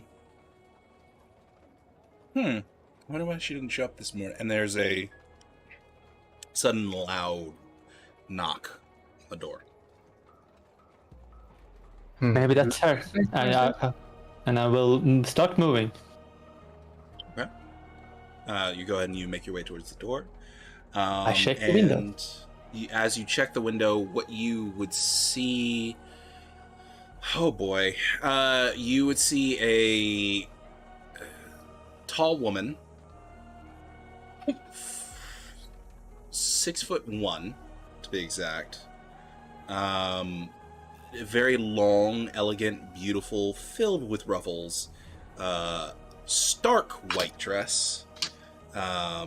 She would have very long, jet black, like very curled hair that goes down to her midriff, and also like that way too heavy coating of makeup where it's like the bleach white powdered makeup with the rosy cheeks, and really red lipstick, and very long eyelashes. Is she alone? It appears to be so. She appears to be so. Well, I will open the door and give a curtsy and say, "Good evening, my lady." Good evening. Yes, hello. I take it you are Amelia, yes? Yes, and I take it you're Mistress Kuaya? Not quite, no. I am her keeper, Camilla. And she said to her, "Nice to meet you, Camilla." Yes, she will be along very shortly. She had to stop off and get a pastry. Where will I be staying? You're gonna be staying in here, all right? She'll come in, and then she will close the door after, and then follow me. Yeah, she lifts up her dress slightly, almost as if to do a curtsy, and looks around and takes everything in. You can see her face, her expression kind of changes a little bit when she gets inside. She's just like, and she looks towards the dining room. Are you going to not be acting as a caretaker, just a keeper? No. I'm the keeper of Mistress Kuaya. All right. Well, there are some rooms that are still not occupied upstairs, and you will get one of those. Oh, fantastic. Does it have that banister thing with the, I forget what they call it. Do I know if the doors, if the rooms have it? All the rooms have them, yeah. But, yes. Excellent. That will do lovely. Also, I will need, she's quite hungry. So I will need, perhaps, a quarter of your supply for the night. Don't worry, I'll make it up for you. Right, I understand. We will see what we can get up, but that should be very possible. Fantastic. You're not gonna stay in the same house as your caretaker? Oh, no. I'm not allowed to stay within the premises that she is also staying within. It's a little bit of it would be very rude of me to step over your toes or the other keeper's toes. Seeing as that is not my duty, I shall respect the wishes of the mistress. Do you mind if I get a peek at them? Of course. Do you want to see the room or them first? Ooh, good point. We'll see the room, and then we'll stare at them later. Lead the way. And she leads them up to the room. You guys can hear this entire unoccupied conversation, by the way, because she is very loud. I am maybe not projecting as much as she should be, but her voice carries throughout the entire first floor. So Emilia's voice is not heard that far, so we only hear the single person. It's 2 rooms, right, that is not occupied, if you count him. I took one upstairs. This is totally fine. And she'll... No, I was asking you, a storyteller. Oh, let's see. Yeah, I believe there is 1 room that is unoccupied. Wait, hold on. 2 rooms. 2 rooms that are unoccupied. All right. Yes. She will lead to one of the rooms that she felt like was probably the nicest that is not occupied. I said, "You'll be staying here," and she opens the door. She will be staying here. Fantastic. Oh, sorry, I thought I said she. I'm so sorry, my lady. No, it's fine, it's fine. Okay, I am going to need... okay. Here's the problem. I need you or one of the other keepers to go out and get something with a bit of a sturdier frame. Sometimes the mistress can get a little wild with her company and her food, so I think that would be necessary for procurement. I can, of course, go ahead and get you the funds necessary to do just that. And she goes into a little coin purse and literally starts fishing out. Is your mistress going to be eating in this room? She prefers to take her meals in bed. But isn't the mistress living in the other room, in the other house? No, she'll be living here with them. I'll be in the other house. Oh. Yes. I must have been misinformed. All right. Oh, they tend to do that with her. Sometimes we don't tell them that that's what she does. Sometimes we do tell them, and they don't really care. Either way, yes. So, here, and she just takes off the coin purse and hands it to you. Thank About you. what that should cover in a proper bed frame would be fantastic. I will make sure it happens. And one of those fancier tubs for a room. Of course. Well, let's go down then. Yes, well, I suppose I should If you see want- their faces. Yes. Lead the way. And as she walks, she will look for another ghoul. Yeah, you would see Marco's currently in the dining room, like getting everything set up for the night. You would see that Quentin is currently doing a clean of the wine rack in the dining room and is picking out one of the wines and placing it on the table. You would hear Vincent like lightly talking to himself as he's cooking in the kitchen, and the rest of them you wouldn't know exactly where they are, probably downstairs. All right. So Quentin was seemingly picking out wine. Yes. I would like, hey, Quentin, can you come over here? Oh, yeah. And he makes his way over. We need a better bed, a sturdier frame, and a new tub for the 3rd room. Can you make Okay. sure it happens? Good quality. And she Yeah. gives over the whole coin purse.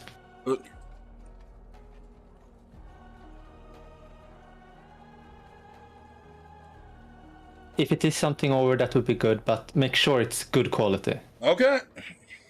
Tucks it away. I'll be back. And he goes ahead and dusts himself off, looks around, and changes his attire slightly, gets himself sort of cleaned up a little bit more, replaces his cloak with a newer one, and makes his way out the door. Fantastic. Alright. Where are the kitties? In here. And she leads into the sitting room.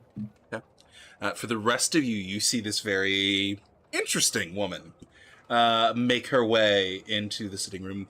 She goes, "Oh, hello, all of you. Oh, aren't you all just wonderful? Ooh, very interesting. Uh-huh. Good so- evening. Victor,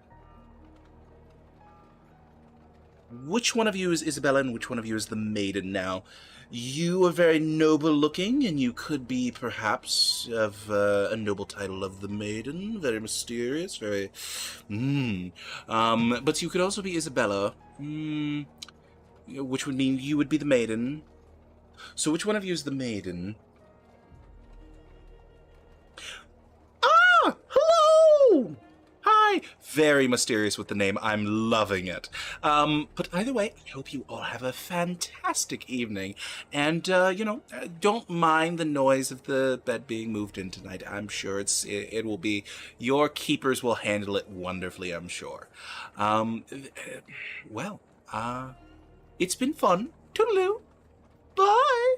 And she walks out and opens the door just nonchalantly, doesn't even wait for you to get there, and just walks out and closes the door behind herself.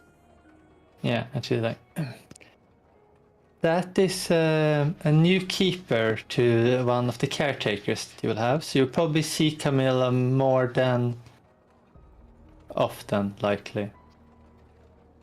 I will be right. Curious. And she smiles, but it's kind of clear she's not super happy. Fantastic. That's a bit of a moment. Sorry, what did you say? That was a bit of a whirlwind. Yes, I'm not quite certain what that was. You certainly don't want to turn into mist next to her. No. As I get into the kitchen, I say, Vincent was there, right? Yeah, Vincent's there. He's slowly making sure to thoroughly de-skin a rabbit at the moment, and he kind of stops half the skin off the rabbit. Yeah, we have an issue. How much blood do we have? If I were to... Enough to keep him satiated for... I don't know. But not, fully satiated for the rest of the night? We need a lot of blood because the caretaker apparently is very hungry and has requested a quarter of our whole supply. So how much is the quarter? Okay. He tells you how much that is in, game terms. It's going to be 5 points. 5 points. That's probably not enough if she's old and very hungry. I would say, alright, we're gonna do this. We're gonna serve it in 2 servings. We're gonna give her 5, give her the quarter. Yeah. But if I give you a sign, then you will come in with the second quarter. Meaning it was always the plan. Okay.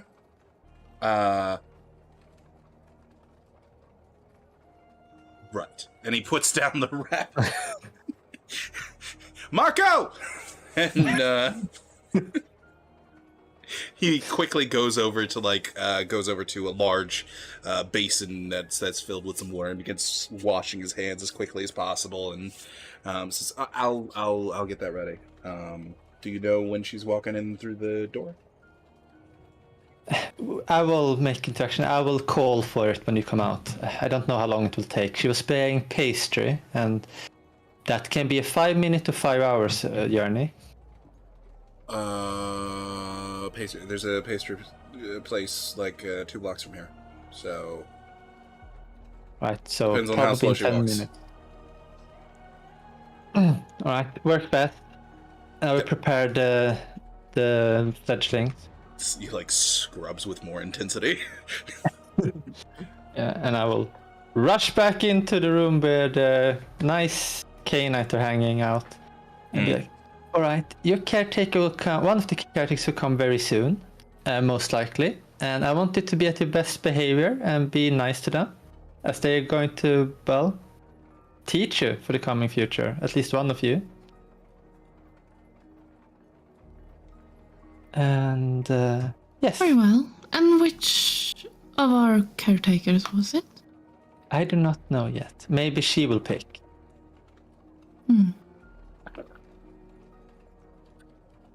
And if Camilla is her keeper, then I would presume that her temperament is either the exactly opposite or the same. it is hard to know what you want in your goals. So be ready for possibility of many words. Or very few. There is a knock on the door. Maybe that's it. And she starts moving. Okay. And she checks the window. You check the window, and for a moment, you think you see a dude. As there is a very nobly dressed, in male attire, woman at the door with spectacles. She has very, very short hair that just goes like just a little bit past the tips of her ear. Very prim, very proper, very flat, and very well kept, like immaculately clean. All right. Does it hold a box of pastries?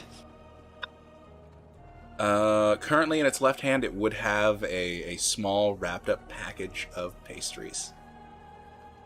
She would open the door and say, "Good evening, Mr. Squire." Good evening, Mistress. Amelia. Yes, that's correct. You smelled like a head. Good. Please, if I may. Yes, she open and steps to the side with a courtesy and like so you can come in. So she can come in. She goes ahead and, with very graceful but a longer stride than you're used to, walks into, and she is 5'6", by the way. She walks into the home, immediately takes everything in. Okay, where are the whelps? Are they in the sitting room over here? And she moved. She like You gestures. can show them to me later. I need to meet all the keepers, get everybody together. Right, I will call for all of them. One is out fetching new bed frames.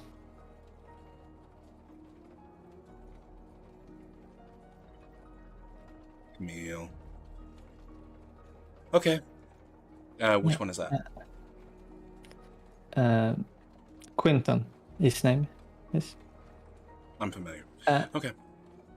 Yeah, I will go get them. And then she like goes forward and goes to the kitchen and like halt everything. We need to meet the keeper, so come outside. And then she also opens the door for the downstairs. Mm-hmm. And like she would rush down more than scream because Okay. that is not so proper. And she sprints, but there comes absolutely no sound as she's activating the first level of obfuscate that is cutting off the sound around her. Okay. So she's sprinting, but it's like she's taking it soft Sure, absolutely. sound-wise. So then she you go comes- ahead and get down there. You can see like the multiple bunk beds down in the basement. You know, a couple of the ghouls who are like lightly resting and sort of talking amongst each other. And I like drop the sound thing and then we need everyone up to say hello to the caretaker. Everyone. They get up, No. they dust themselves off, and some of them throw their cloaks on. And actually, one that does throw their cloak on would be Maria. You notice as she's going to throw her cloak on, her right arm is covered in scars for the most part, from her shoulder all the way down to about her elbow, and then it suddenly stops. And they are deep scars. But they go ahead and get their cloaks on and everything, and they go ahead and get themselves prim, proper, and ready to go. And she hurries up again. You all go ahead and begin to make your way up. Do you use your obfuscate power again? Yeah. Fantastic. So while you quietly go up the stairs, a couple of the others also quietly go up the stairs, but as soon as Vincent hits the stairs and as soon as Robin hits the stairs, it's squeak, squeak, squeak, squeak, all the way up. Yeah. She will still go out in the hallway and well, the basically getting everyone outside. She's like leads, and she's coming like last out to as they are lining up. I guess I don't know what they do. Well, they didn't would see- assume they're like welcoming positions essentially. So the left and the right, again, male and female, across from each other, with one spot missing for where Quentin would have been standing. And Emilia likes it. Well, and she looks to her left and her right, and then she says, "Welcome to our estate." And she gives a courtesy towards Quaya.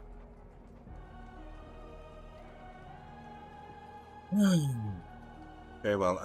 You are, and they go down the line as she points to each one of them, and they say their name. And every time that they say their name, she walks over to them and she grabs them by the face, and she just moves their head left, then right, and then she gives a little nod, lets go of them, moves on to the next one.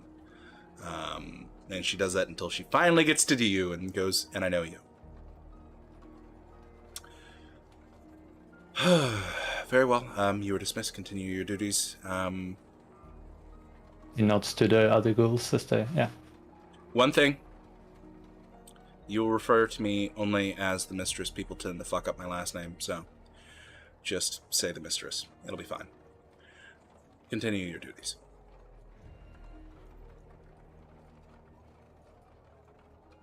I have been informed, mistress, that you wanted to have food as soon as you came. Is that true? That would be lovely, but after I meet the whelps. Alright. Follow me. And she would lead her to the sitting room. Okay. And it is for the first time that all of you see this very prim, properly dressed, properly dressed woman who is currently in very nice male noble's attire. And actually it would be...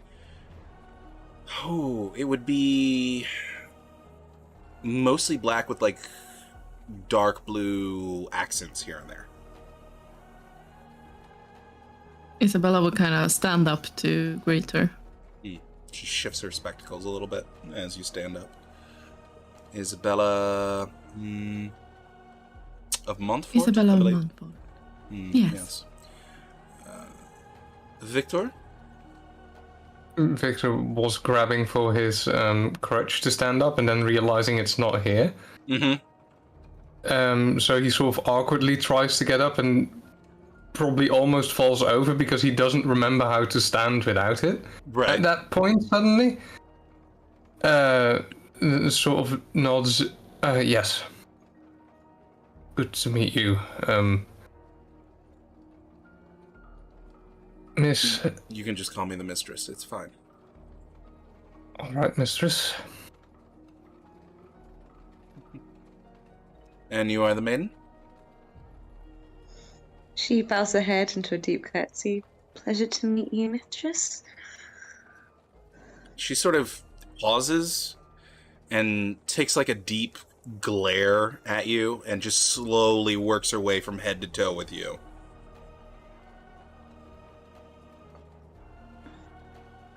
Very well.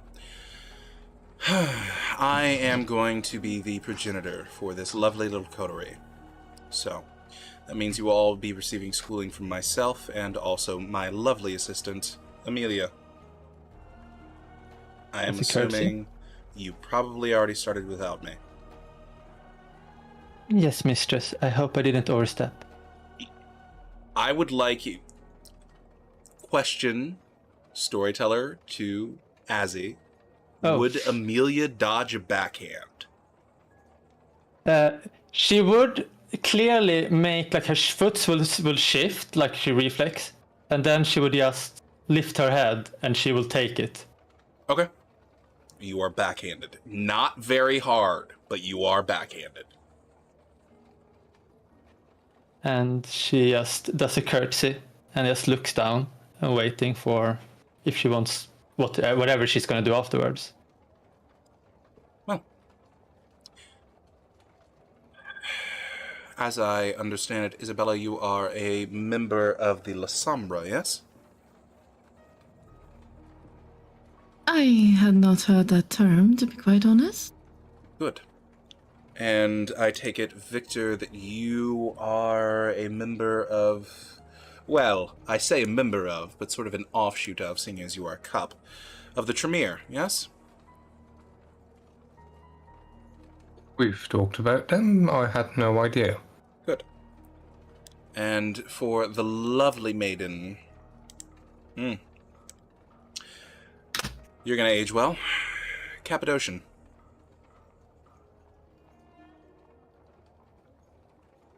I'm not familiar either. Don't worry, they're not a very familiar clan for most people. Well, we can start this the easy way or the hard way. Which do you prefer? Before we begin, how is it you know our clans? Or our... I know your caretakers. And I was there when you returned. Was it not more of a random thing with the cup? Oh, it's very random, but there are signs. And it helps when you have a member of the Tremere faction sitting there to tell you. Ah.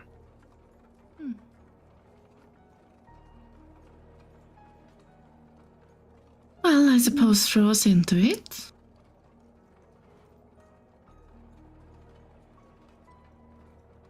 Good. As you all will have noticed, despite the language that I am currently speaking, you all understand me. Which language is she speaking? Go ahead and make me a perception alertness. Difficulty 7, and I would like, assuming the maiden's also going to make that roll, yeah? Okay, I will risk rolling that myself. And if I get a 1 in here, I am rolling nothing else from your sheet. Alright. Let's see here. Oh, there was not a 1 in there. Yes! Ha-ha! Isabella, you have no fucking clue.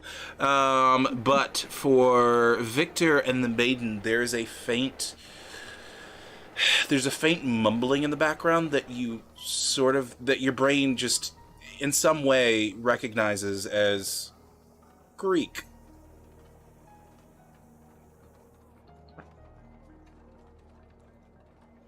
No, I'm not very proficient at Greek. Greek? Well, either way, all of you need to learn the local languages, as it were, if you intend to blend in very well. Seeing as speaking whatever language you damn well please can often lead to confusions, irritations, and then eventual suspicion. Actually, usually that part comes very quickly.